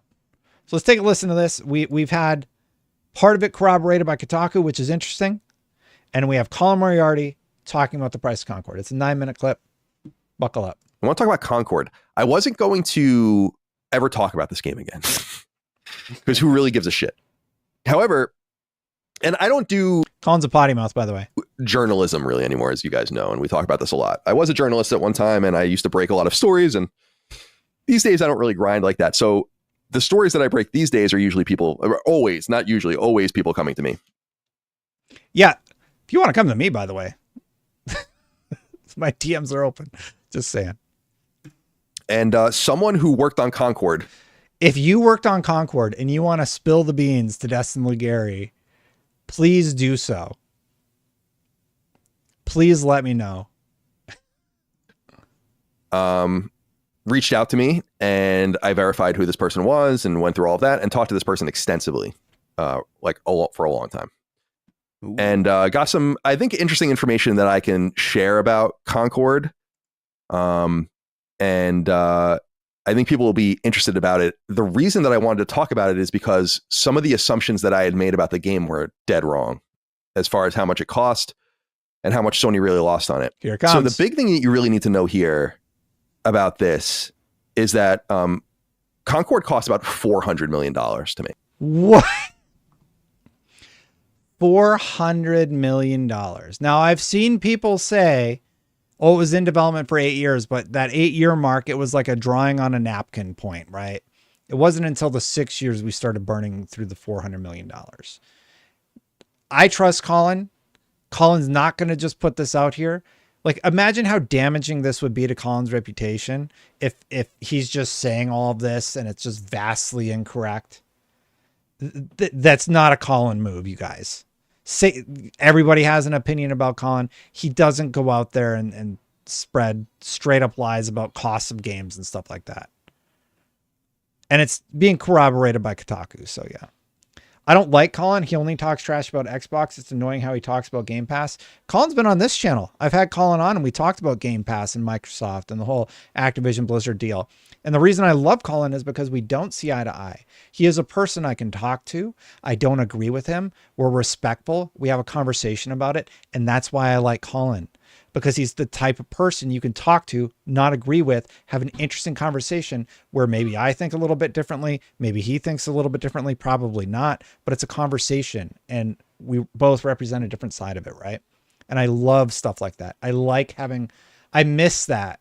I think that type of discourse is so seldom these days. So I really, really miss that. And I think that's why I like Colin. And that's why I've been really attracted to, the contrarians of the world, so to speak. Let's continue on. Oh my God. And the story goes that Concord, by the time Concord was, so in the first quarter of 2023, Concord had basically entered an alpha state. This was before Sony had even purchased the team. But Sony had been working with Probably Monsters, and which was the original owner of Fire. Did he say they went in alpha in 2023? Firewalk, probably since late 2020, maybe 2021 at the latest on Concord. The game was in development before that. Up to the point that the game went into alpha state, they had already spent about $200 million on it. So by 2023,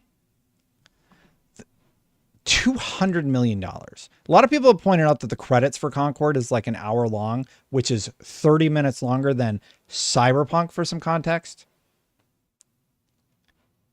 The credits are extensive. And it's unclear how much of that money is from Probably Monsters and the original investors into the game and how much of that money was from Sony. There's this term in product development, not only with games, but really with everything. You can minimum like manufacture a tchotchke. You guys might have heard of it. It's called minimum viability or a minimum viable product. Mm-hmm. The idea behind this, or MVP, the idea behind this is that this is like what you're trying to achieve. And it's like, once you cross this barrier, you feel comfortable selling it. Yeah, so it has to hit a certain bar of quality before you can even sell it. And if you look at what Concord actually launched with, it was $40 out the gate. You got some like tutorial modes. You got a quick match mode, which had team deathmatch and it had kill confirmed. You had like a competitive mode, which wasn't that good. It was the mode where you couldn't keep playing as the character that you liked. And then there was like capture the zone, which is, they were all Destiny modes. They were all straight up taken out of Destiny. There were animations that were basically one-to-one Destiny animations in this game.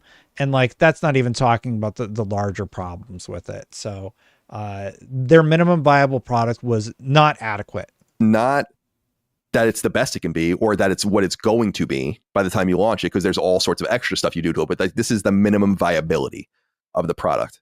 When the game had already had $200 million spent on it and was basically in an alpha form in quarter one of 2023, from that point until the game launched, Sony spent another $200 million on it. Jeez. The scuttlebutt.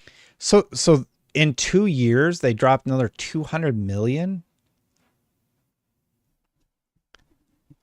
Well, I'm not allowed to say something's a wake-up call, Rock Lee, because what's his name uses that in all his video headlines. I used it one and I changed it. I used it on a thumbnail once and I'm like, oh yeah, that one guy uses it all the time. So I messaged him. I was like, hey, my bad. I'm just going to change this. I just didn't want it to like end up being a thing. But behind the scenes about Concord is that the game was in a laughable shape. Laughable. When it was shown.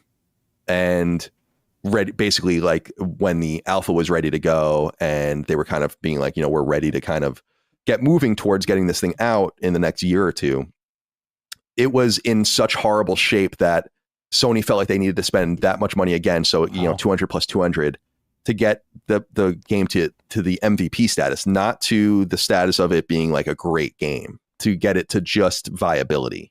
Do you think Concord was at viability when it launched?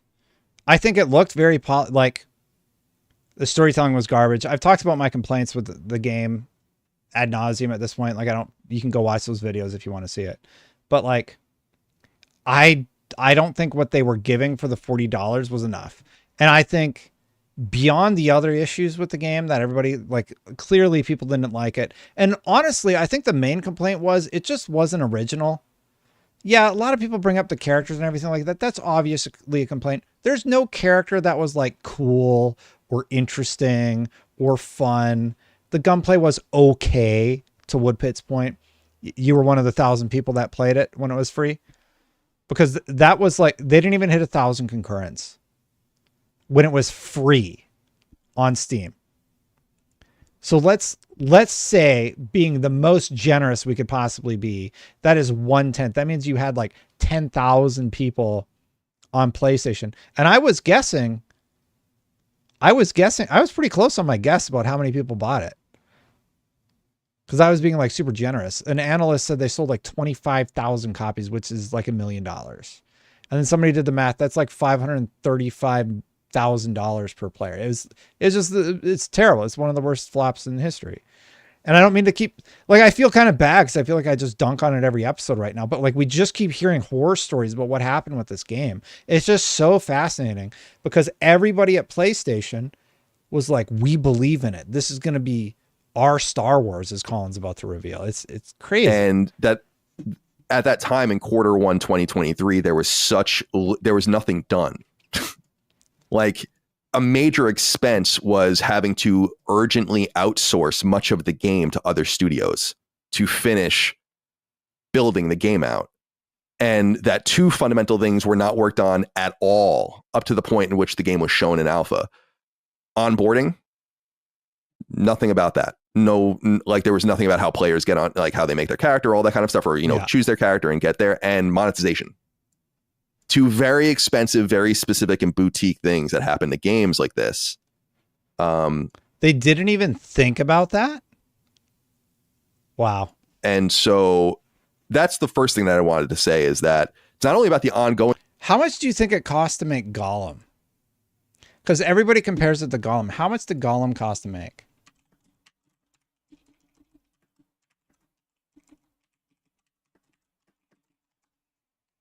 Gollum the game. Do you guys want to know? This is insane. Gollum costs $15.9 million. $15.9 million.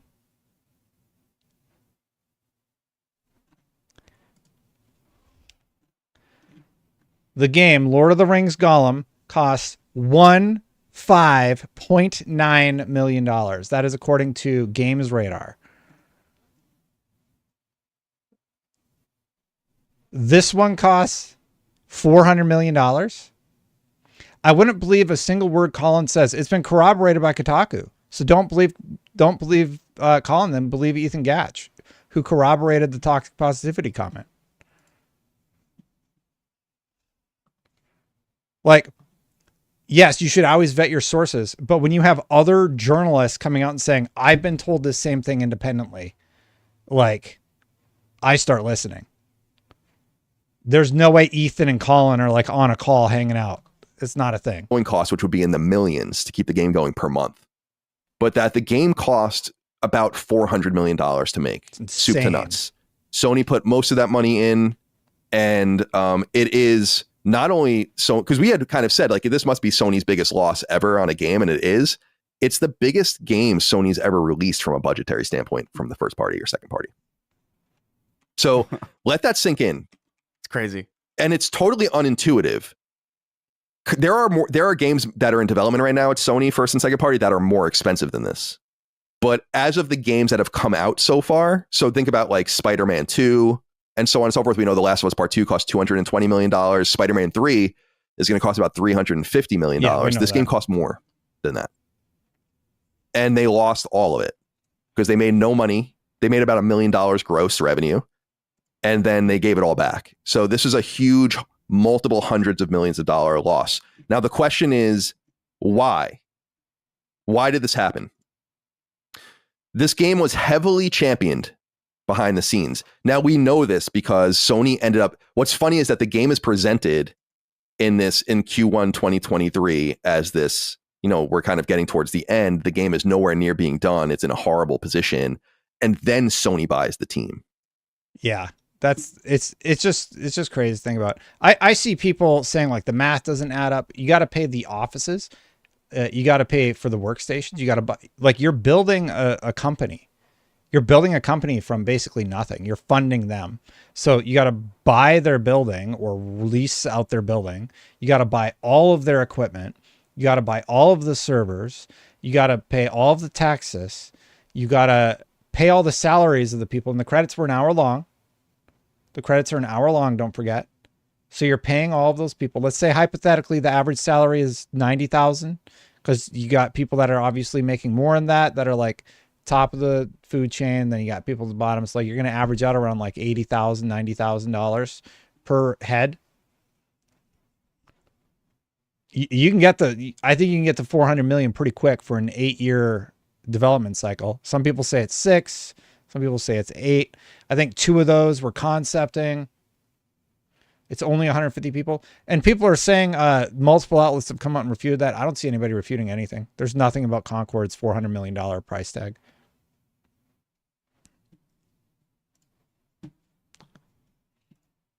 The idea behind this was, and the term apparently verbatim had been used, that Concord is the future of PlayStation.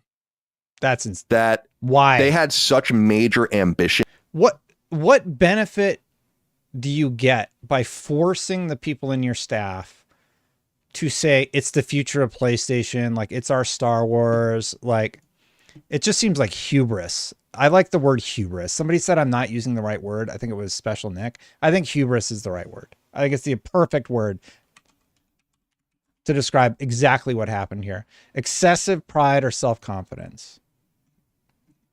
And maybe delusion.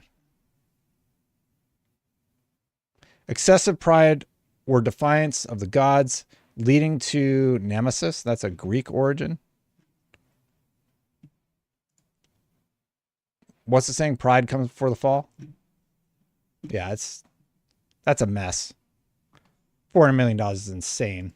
For this game, that it was referred. They don't cost 400 million retro. So like the costs have to be like the development studio. There's been a talk from the people who worked on it. Some people have left the company already. There's like a lot of turmoil reports coming out. Of course, his source is quoting a tweet image from weeks before. Sotonist, no, he said he talked to the person and he verified the source. So I don't, like, everybody's doing everything to discredit him. Show me the proof. Show me the proof that Colin's been refuted completely. That's not a Twitter post. It's just saying Colin's wrong from a PlayStation fan. Show me the outlet, because I just Googled it. I'm not seeing anybody refuting this story. I'm seeing a Kotaku journalist back it up and saying he's going to have another report next week. So if you're playing defense right now for whatever this is, you're going to get another report next week. You're going to have to play defense again. So buckle up. It's not going to stop.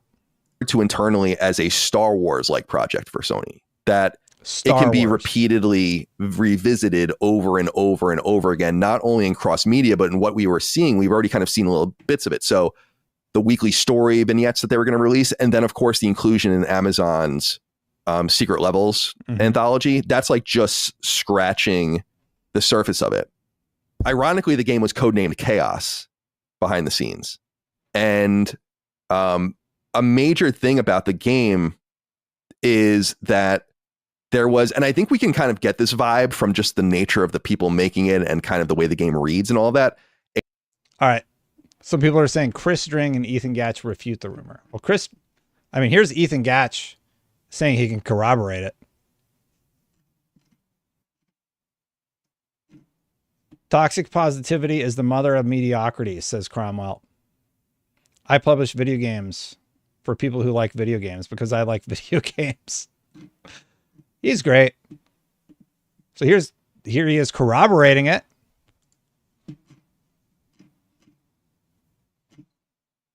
I don't see him refuting it. I'm waiting for it. He's refuted it, somebody said. I can corroborate the part. Yeah, he didn't say anything about refuting it. So, wrong.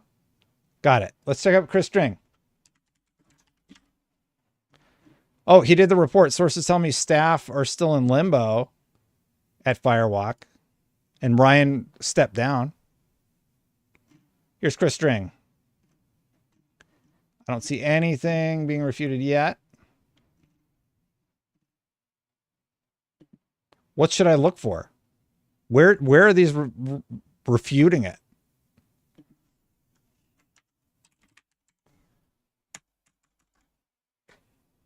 I can't find the word Concord on Chris String. Let me do his replies. Maybe it's in his replies. Okay, so chat's wrong again. Who else do you want me to check? Who else refuted? Tom Warren.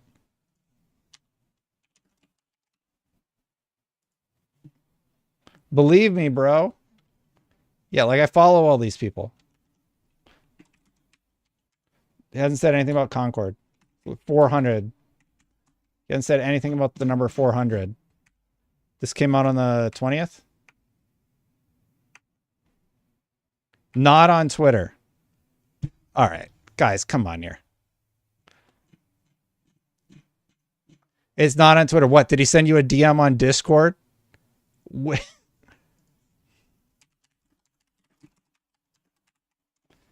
Think none of the PlayStation fans are going to talk about it? Oh, the Red Dragon?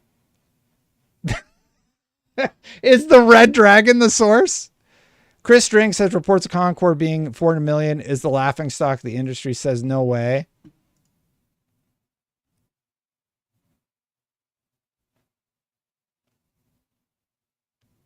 I couldn't find that tweet. Did he delete it?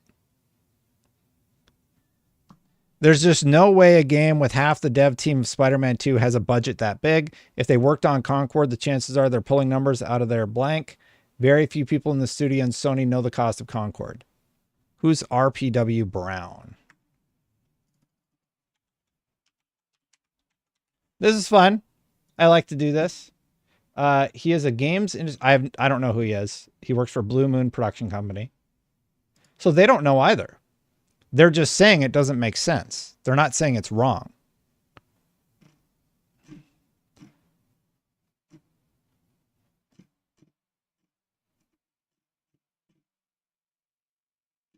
Also, I can't find those tweets. Did they delete them? Yeah, but Colin is... He's been called up by Gaffey. He isn't... Aren't Colin and Jaffe on the show? They just did a show together. What are you talking about? David Jaffe, Gene Park, and Colin, or one of the other guys, were just on a show together. So I don't know if that's true. And if he has been called up by Jaffe, then they probably talked about it.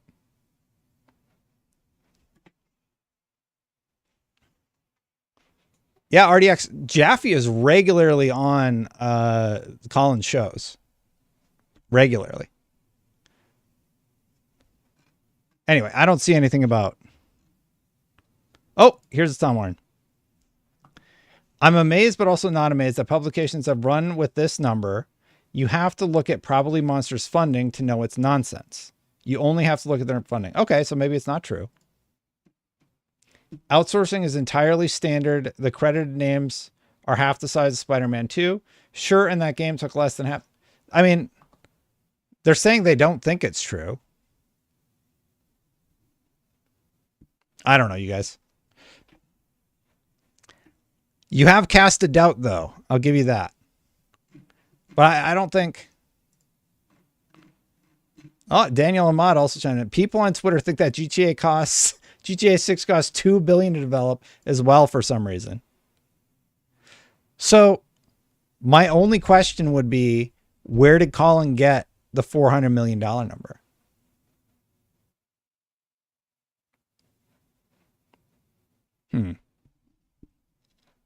I don't know what you're referring to, RDX.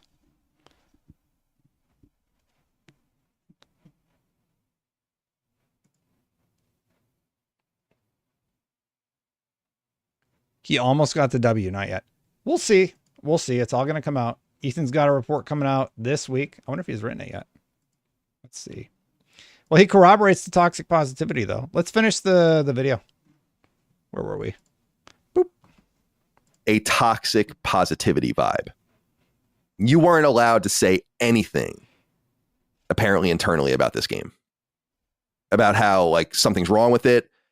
Character designs are not right. And so on and so forth. They really, truly believe this was Herman Hulst's baby, apparently. And he internally was himself a massive champion of the game. So it's not that. So the reason I'm telling you all of this, it's some interesting information, of course, but it's that I had said when people were like, Concord lost $200 million. Now, people were pulling that money out because that's basically how much like some of the first party games like Ghost of Tsushima, The Last of Us Part 2, etc. kind of cost. My guess was always around 200 million in that frame. And I was like, there's no way that it cost that much. I was saying like it cost 9 figures, probably like low $100 million, but there's no way it cost $200 million. No, it cost $400 million.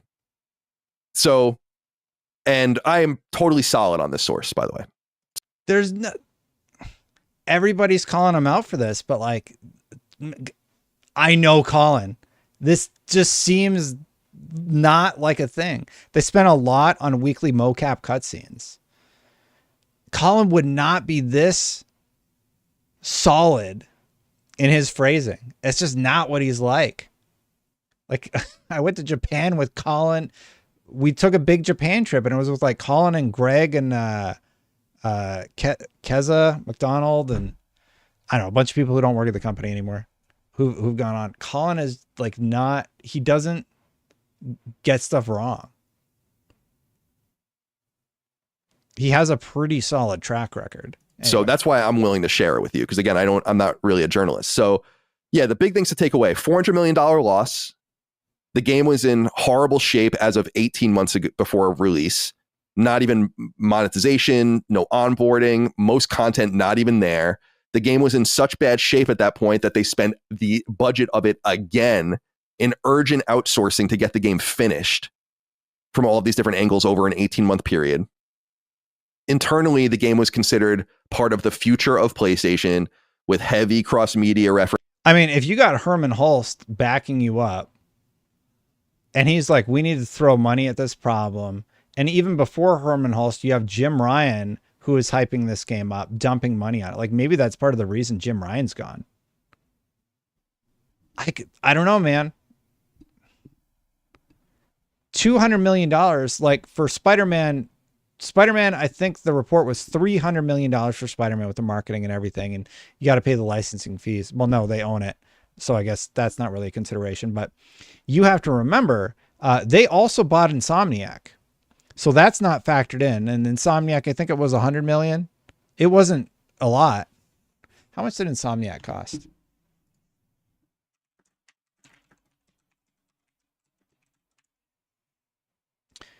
$229 million for Insomniac. So you have to add on the price. Yeah, RDX says Colin is a pony. Why would he lie? I just don't understand the upside angle. Like what, Colin's going to post this on Twitter for like the $5 from Elon Musk? Like it doesn't make any sense. He's going to blow up his reputation. The rationality, but that Colin would just like make this up out of thin air just for clicks and attention, it just doesn't add up for me. That doesn't make sense. And then to have Ethan Gatch back up part of it immediately after, but have other people like Tom Warren and what was his name? Chris String say, no, there's no way it was $400 million. I'm like, well, just the cost of the studio was at least 100 million. How much what was it? Probably Monsters.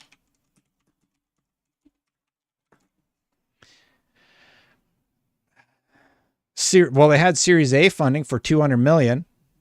I mean, their Series A funding alone was $200 million. There's half of it. You don't imagine a world where they could have spent another 200 million after their Series A? maybe they had to give back that money. Probably Monsters was the name of the company, right? Or am I screwing something up here? Oh, Probably Monsters sold Firewalk Studios to Sony. So Probably Monsters was the parent company. They sold Firewalk. Okay. They don't know how much though. But they're Series A. Sorry, I'm trying to do some math here. Anyway, lots to think about there. I want to see more about the report. Differences and a system of toxic positivity surrounding it that didn't allow anyone to meaningfully change the course of the game. Because if the people at the top truly believe in something, you're not going to be able to do much about that, I don't think, from the trenches. True. So I thought people would be interested in that, and just wanted to throw that out there that, yeah, Star Wars really apparently, or I'm sorry, Star Wars. Sony really saw this as a Star Wars-like project for them, like the potential to, and now it makes sense. Yeah. Not only why they spent so much money on it, but why they bought the team. So there are people there, and to me, it's unclear who exactly the people are. I know some of the names. I don't want to get too deep into that because a lot of the things I learned were off the record, but obviously this is on background. And it's like, yeah, now it makes a little more sense. You spent, and by the way, the $400 million not included in how much it cost to buy the team. Yeah, so eFresh Guy says the $400 million did not include the cost of the studio, according to Colin. Again, Sony owned this studio for like a year or two and spent $400 million into this game. No chance, zero fake news. I don't think he's saying it costs. Did he say it costs Sony? Or is he saying it costs $400 million? So let's say, like, it was 8 years, right? It's 8 years total time from concept to completion. They could have got to $400 million in over 8 years. You're talking about game studios that like are established that are dropping $300 million on taking it from Spider-Man Miles Morales to Spider-Man 2. That costs $300 million for like faster travel and making that game and the enhancements they added. Like I love Insomniac, but definitely something to chew on. I want to hear more. I want to know what Ethan Gatch is going to report. He is corroborating the toxic positivity and corroborate that part. So really the only thing that people are debating is the $400 million number, right? 400 million Concord. Let's see. Did anybody else report on this? Forbes reported on it. Comic Book did. Game Rant. Esports.gg. Yahoo. Yahoo covered it. This is PlayStation. It's the thing where Yahoo is actually linking out to is like scraping an article and lifting it. That's gross, by the way. I'm trying to see, like, did IGN cover it? Insider Gaming, who I like, covered it.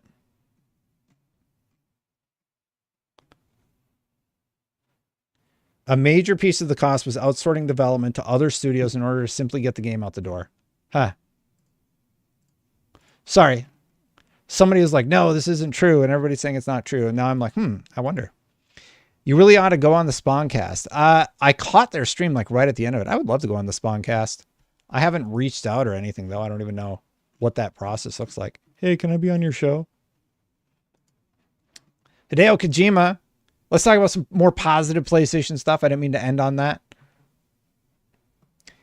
You don't see Sony refuting his claim. Haven't heard Yahoo in a while. Yeah, but they're just like scraping other sites. It's not a good habit. Hideo Kojima's talking about 2025 being a big year for Death Stranding 2 on the beach. It's only a week away until Death Stranding 2 special stage at TGS 2024. So let's look back on, don't say the wrong one, Death Stranding 2. This is the second trailer released back in February of this year. Yeah, with an electric guitar. So that's one thing Sony's bringing to the TGS.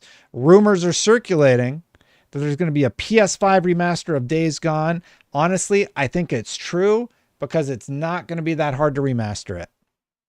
They already have the PC port. They just need to figure out how to bring those enhancements over to the console build. And that is on top of a Horizon Zero Dawn remastered ESRB. It's so frustrating that they are remastering games that already run quite well on their console, but like they can't do anything with Bloodborne. Like just make it so that Bloodborne can run at 60 on the console. Digital Foundry got a console that they jailbroke and they got the game running at 60 on the hardware. So like, it's so frustrating that they won't enhance Bloodborne. They won't like do something with your PS3 titles, make a collection of those that run on the PlayStation 5. Like I think there was a God of War collection released on PS3 that like hasn't been updated to work on the PS4 or 5. It's very frustrating. Horizon Remastered appeals to me. I never played it on PS4.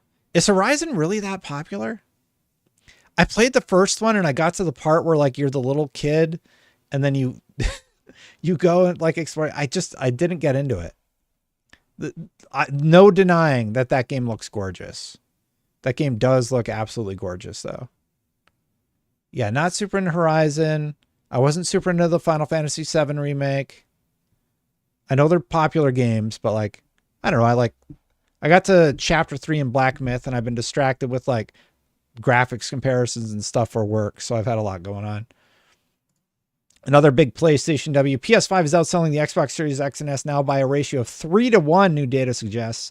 Analyst estimates matched with figures from 2023's big festival indicate Microsoft may have sold 7.3 million consoles in 14 months compared to PS5's 20 million units in 12 months. Xbox Series X and S sales estimates are from Aldora Intelligence, left September 2024, up against the sales figures revealed in the big festival right July 2023. So this was their estimate. 24.7, 21. That's in 2020. 61.7 to 28.3. November 2020 to present, unspecified, Aldora Intelligence. So it's like they're using AI to guess, I'm guessing. That's substantial. Do you think, what do you think is going to happen with the Xbox console? I think that they're going to continue investing in it, but I do wonder if it's if it's like the gateway to whatever is the next thing by 2030. I think we get one more generation of consoles as we know them today. But I think in Xbox's case, it's going to be vastly different than what we have seen in the past. I think the next one, it will definitely be digital only. They'll do like an external CD drive if you really want it. I think most people have gone full digital.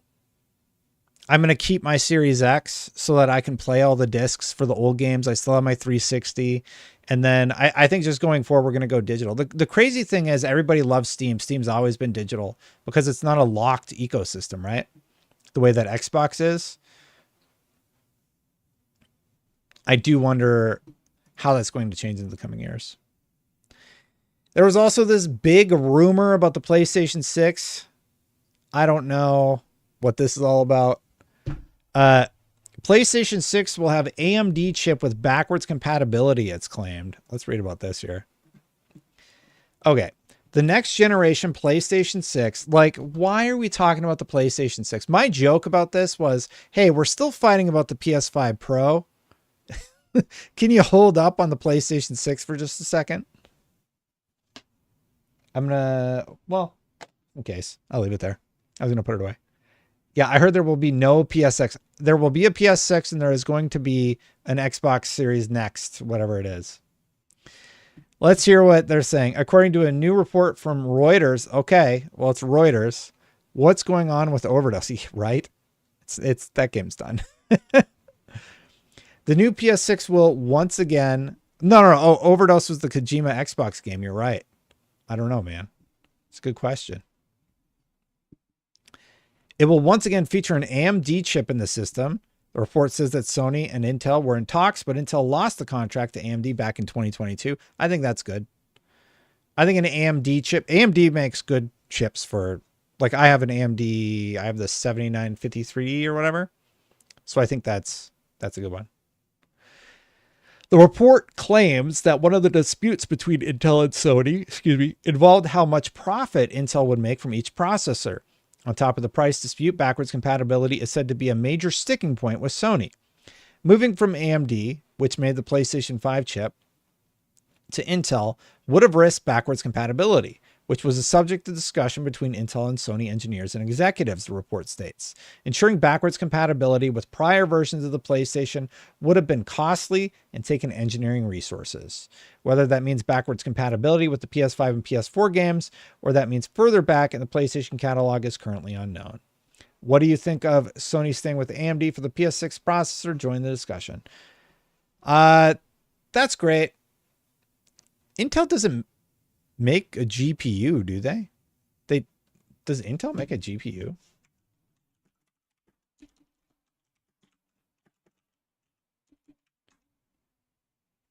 Yes, they make GPUs. The Intel Arc series and Intel Data Center GPU.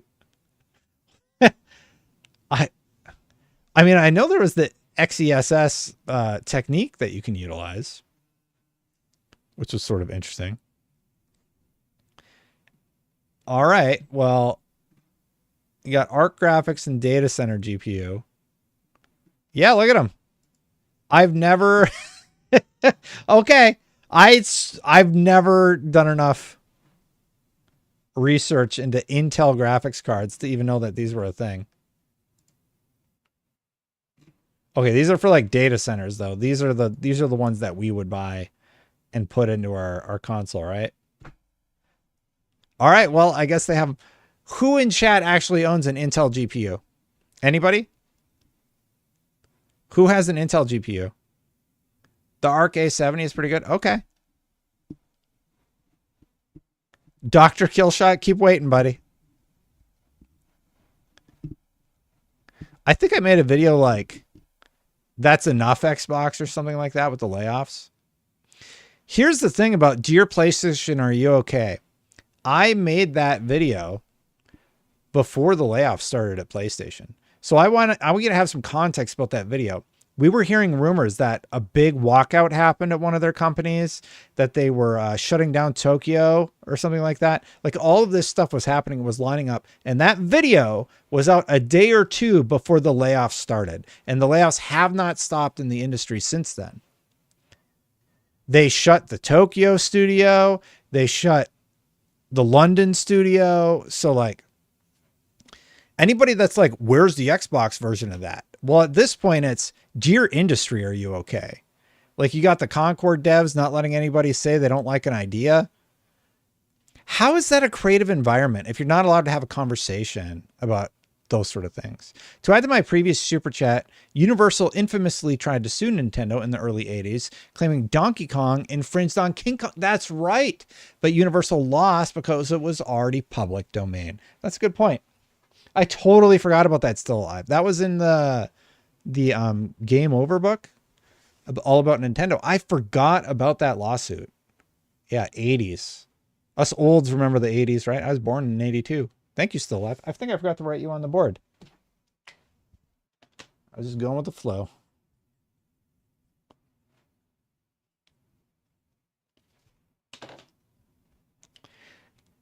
Chat, I think that was all the news. Did I miss any news for the last week? We're going a little longer. We had 500 concurrents there for a second, and now we have 400 again. I don't know why we jumped up to 500, but that was nice. Did I miss any news? I don't think I missed anything. You're older than Destin. I was born in 1982.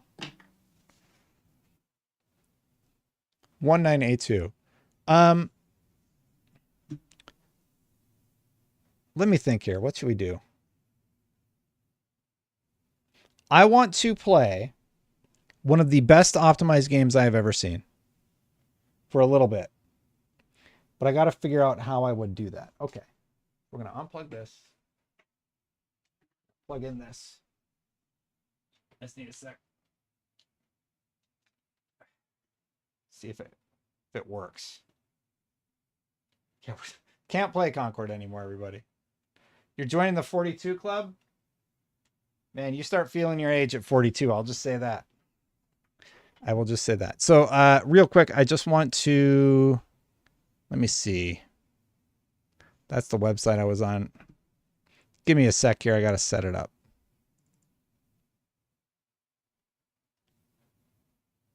No signal. Great.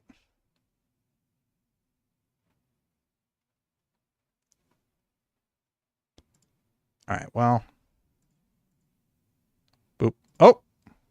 All right. There we go.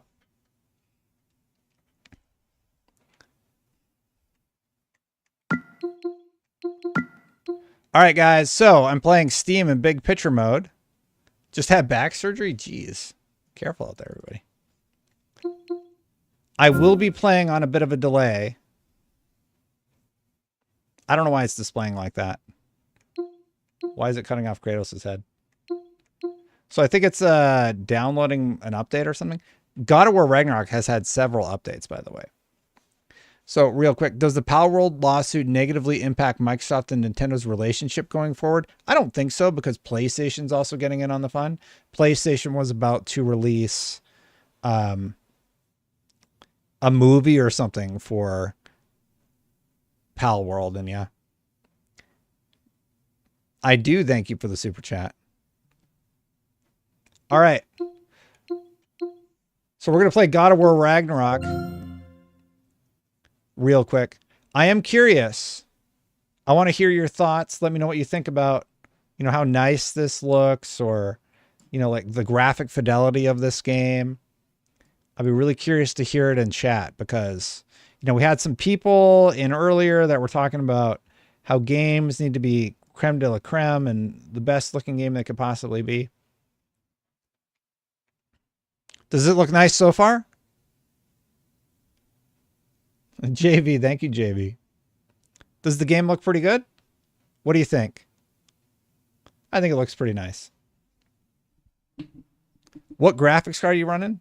Yeah, this is the, oh, I got all my sensors on right now. I forgot. Here, 1 second. How can I even, if I go into studio mode and I go to, no, that's not going to work. Give me a sec here.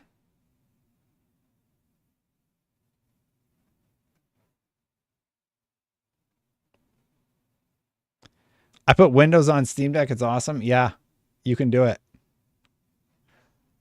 All right. I think I got to spoil the surprise. Oh, wait. No, here, I can do it really quick.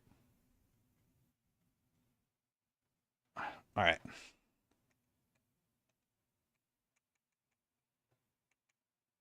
I was doing some testing for work. All right. We're back. Get out of studio mode. Oh, the audio stopped working. Well, that's a bummer. Load game. Where was I? Sure, manual save 5. Let's do it.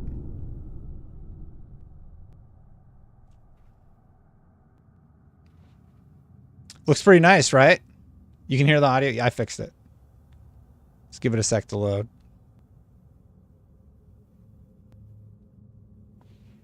So this is God of War Ragnarok. The PC version just came out. This is one of my favorite games, like, ever made. We're gonna do FSR. We'll do native. Oh, we'll do FSR, yeah. Breadth away from a head injury up there certainly gives that. Wait. Okay, this is a Steam Deck. Spoilers. I was trying not to ruin the surprise. This is a Steam Deck running God of War Ragnarok. So I just wanted to show you real quick. Oh, PC gaming's too expensive. I mean, like, all right, here's a PlayStation game running on a $350 device, and it's running pretty good. It's outputting to my TV and everything like that. I don't think this is that spoilery, but the main point I'm trying to make is this looks pretty good for running off of a $350 device. I don't know what y'all think, but I'm pretty impressed by it, by what it's been able to accomplish. We're looking for Derlin? God of War Ragnarok is also one of my favorite games of all time, so yeah.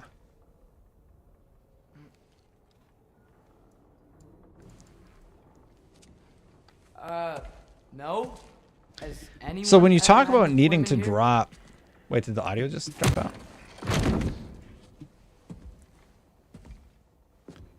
When you talk about needing to drop, like, these massive amounts of money on, like, a PlayStation 5 Pro, and you could literally just be playing God of War Ragnarok on your handheld. Yeah, there's frame Being drops. kept It's in running mind 30. somewhere. Some friends of ours said that you could help. Where did you get?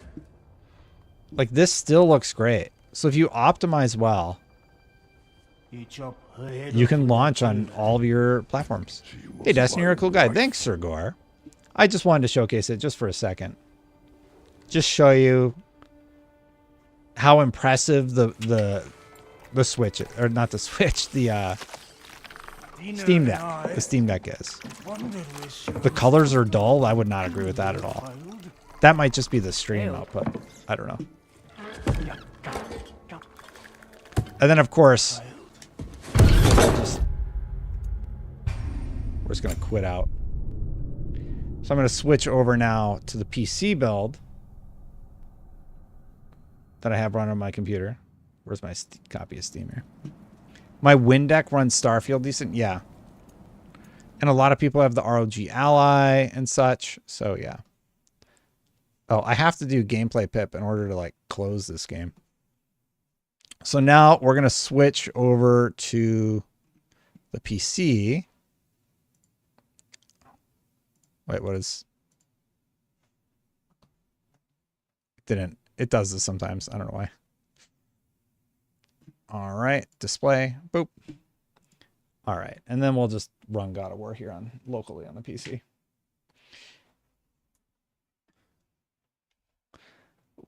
Literally, I just wanted to show that it runs on the Steam Deck. You can plug it into an output device. I have it all set up here, ready to go. But this is what it is maxed out. This is what it looks like on a PC going crazy. And I think, yeah, we can have my overlay up. So in order for the FPS to push to like 145 and such, I have set it up where... I hope this is after that cutscene. I have set it up where there might be some screen tearing because I don't have VSync turned on. If I turn on VSync, it would just say 60 all the time. So here's the same game on PC, max everything. It's like, I'll just go to my settings really quick. It is, VSync is on. All right, well, whatever. I'll take the FPS. It's full screen. I'm using TAA native, but mostly I have been liking DLS, DLAA, Ultra preset. And yeah, the game looks really good. And the main technology that they don't have is they don't have... I thought it was save 4. Sorry, let me see what save 4 is. 254, whatever. Yeah, the menus are way better. It's just really, really good. It looks like it's capping at 144 because that's the refresh rate of my monitor. Oh, and I'm running in 1440p instead of 4K. So, yeah. Why do you have 64 gigs of RAM? Because I wanted it. Look, it's using half of it. It's using half of the RAM. It's using 50% of the VRAM. My GPU, it's using 80. It uses the GPU. It is so refreshing to see that it's actually utilizing the GPU. CPU, I don't have the full stat breakdown, but you can see that it's at 23%, 63 degrees, 57 watts. This is a custom Riva tuner. I just made it so if I end up using this in any of my IGN footage, I just wanted to make it nicer, a nice presentation, right? So I just made that really quick. So you know the frame rate and the frame time that you're getting. And actually, I'm a little surprised it's saying 144 FPS because I have VSync turned on. So it should just say 60. Oh, it's because it's because I have the monitor at 144. God of War Ragnarok looks absolutely stunning. We'll just do a little fight sequence. I'll kill some guys, and then I think we'll call the stream for the day. Gonna go visit the family. They're at the park right now. Yeah, Flight Sim 24 needs all the RAM.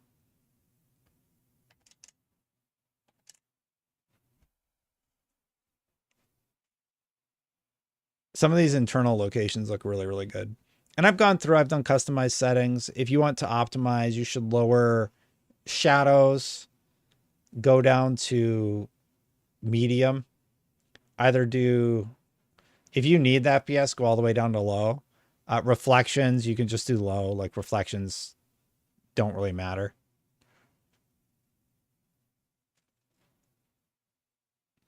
Yeah, the lighting looks really good. It looks really, really crisp.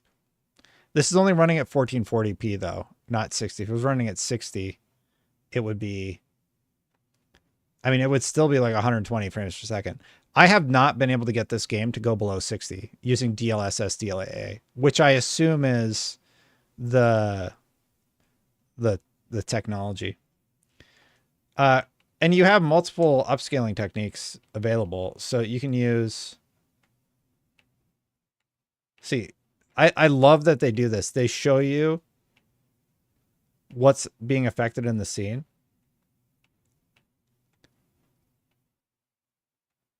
Native quality. And it even shows you like, so if I go to quality, it dips it down to a different resolution. So you like know the resolution you're losing. So like here's FSR native ultra setting.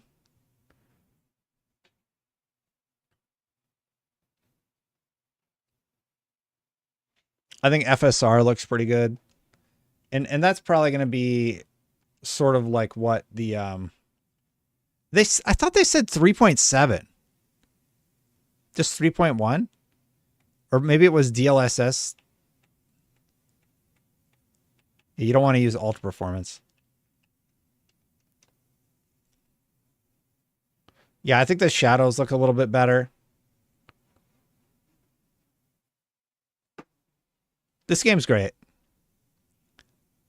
The gameplay is really, really good. This is one of my favorite games. Yeah. Peters, I think it's a little nonsense. I don't know what's going on with the shadows, though. Something's been messed up with the shadows.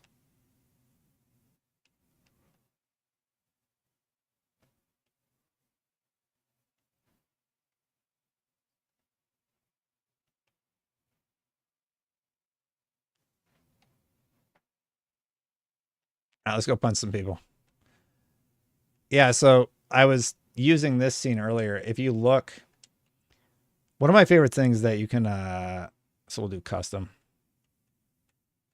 Set everything to ultra. It took me forever to find like an atmospherics. And then if you look at the dust in the air, you can see it changing. So here, I'll move over here a little bit more. So you can go into the settings and you can actually see the effect of each setting as you change them. So if you look at the beam of light, you can see how it gets. Like here it is on low. You see that sort of like checkerboard thing going on. It doesn't look great, right? And then here it is on ultra. I found this one today and then, yeah. So that's the difference these settings make. Are you interested in Dragon Age the Veilguard? Kinda. I'm not a huge Dragon Age fan. I don't know. I probably won't play it. There's just too many good games right now. I want to finish Black Myth first. I don't have a connection to the characters the way a lot of people do. So I don't really know why I would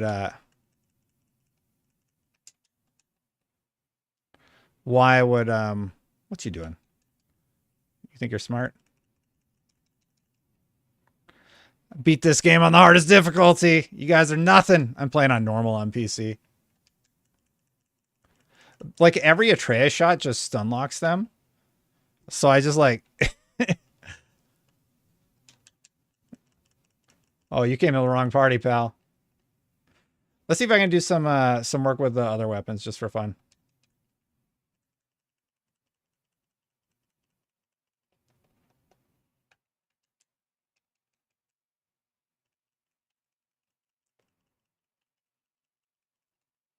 Boosh! This game's so good.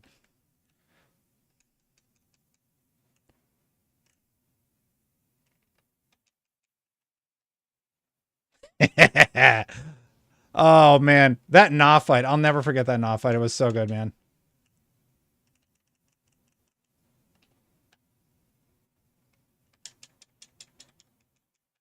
Whoops, I want to hit you.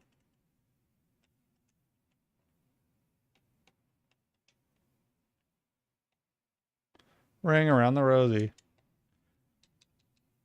Oh, you trying to spit some acid at me? Oh yeah, they get stronger. I don't even think they touched me, did they? Anyway, they did. Oh, you almost... Oh! My perfect streak.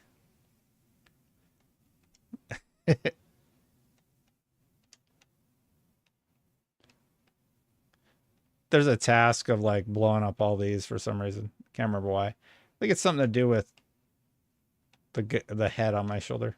Tear.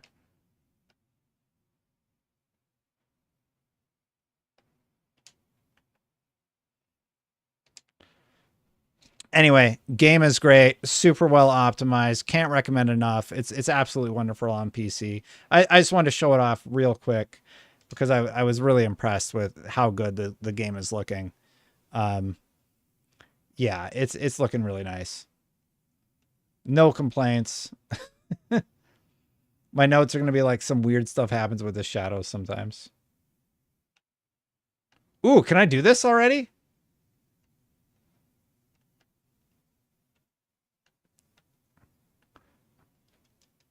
That would have been sort of fun to do, but I can't. This, you need a thing later. Anyway, game looks great. Sorry. News just dropped. Destin is awesome. Thank you, everybody. I was going to end the stream there today. I just wanted to show off a little bit of God of War. It's one of my favorite games ever made. So, excited to play more of it on PC. Probably going to get my performance review up on IGN on Monday and then go from there. But all in all, it's a good game. Thumbs up. Thanks for watching, everybody. Bunch of new members today. Thank you, Aries, for the gifted memberships. I do appreciate all the tips. You all are wonderful. Thank you, Max, Kyle, Aries, Dwayne, Phil, Double, RDT, and Still Alive. Anybody else I may have missed in the super chat realm, thank you so much. I can just double check really quick before we sign off for real. Who do we got here? Take care, Destin. Bye, guys. Captain Chats said, what FPS counter are you using? Oh, that's right. I was playing the game. Kyle. I think I forgot Kyle. RDX with a bunch of super chats. Thank you, RDX. I appreciate it. I'll pet the shrimp for you. Philoroni. Lane Kramer. I forgot Lane.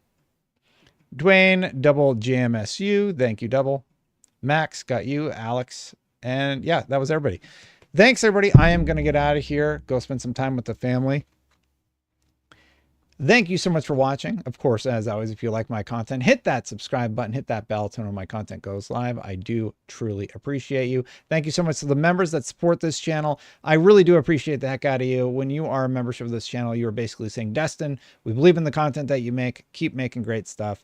Thank you so much for supporting the channel. If you want to become a member, you can click that join button. I'm going to get out of here. Before I go, I will annotate to a video right here that you are not going to want to miss. It's probably me complaining about something. I'll see y'all for the next one. Bye for now, everybody.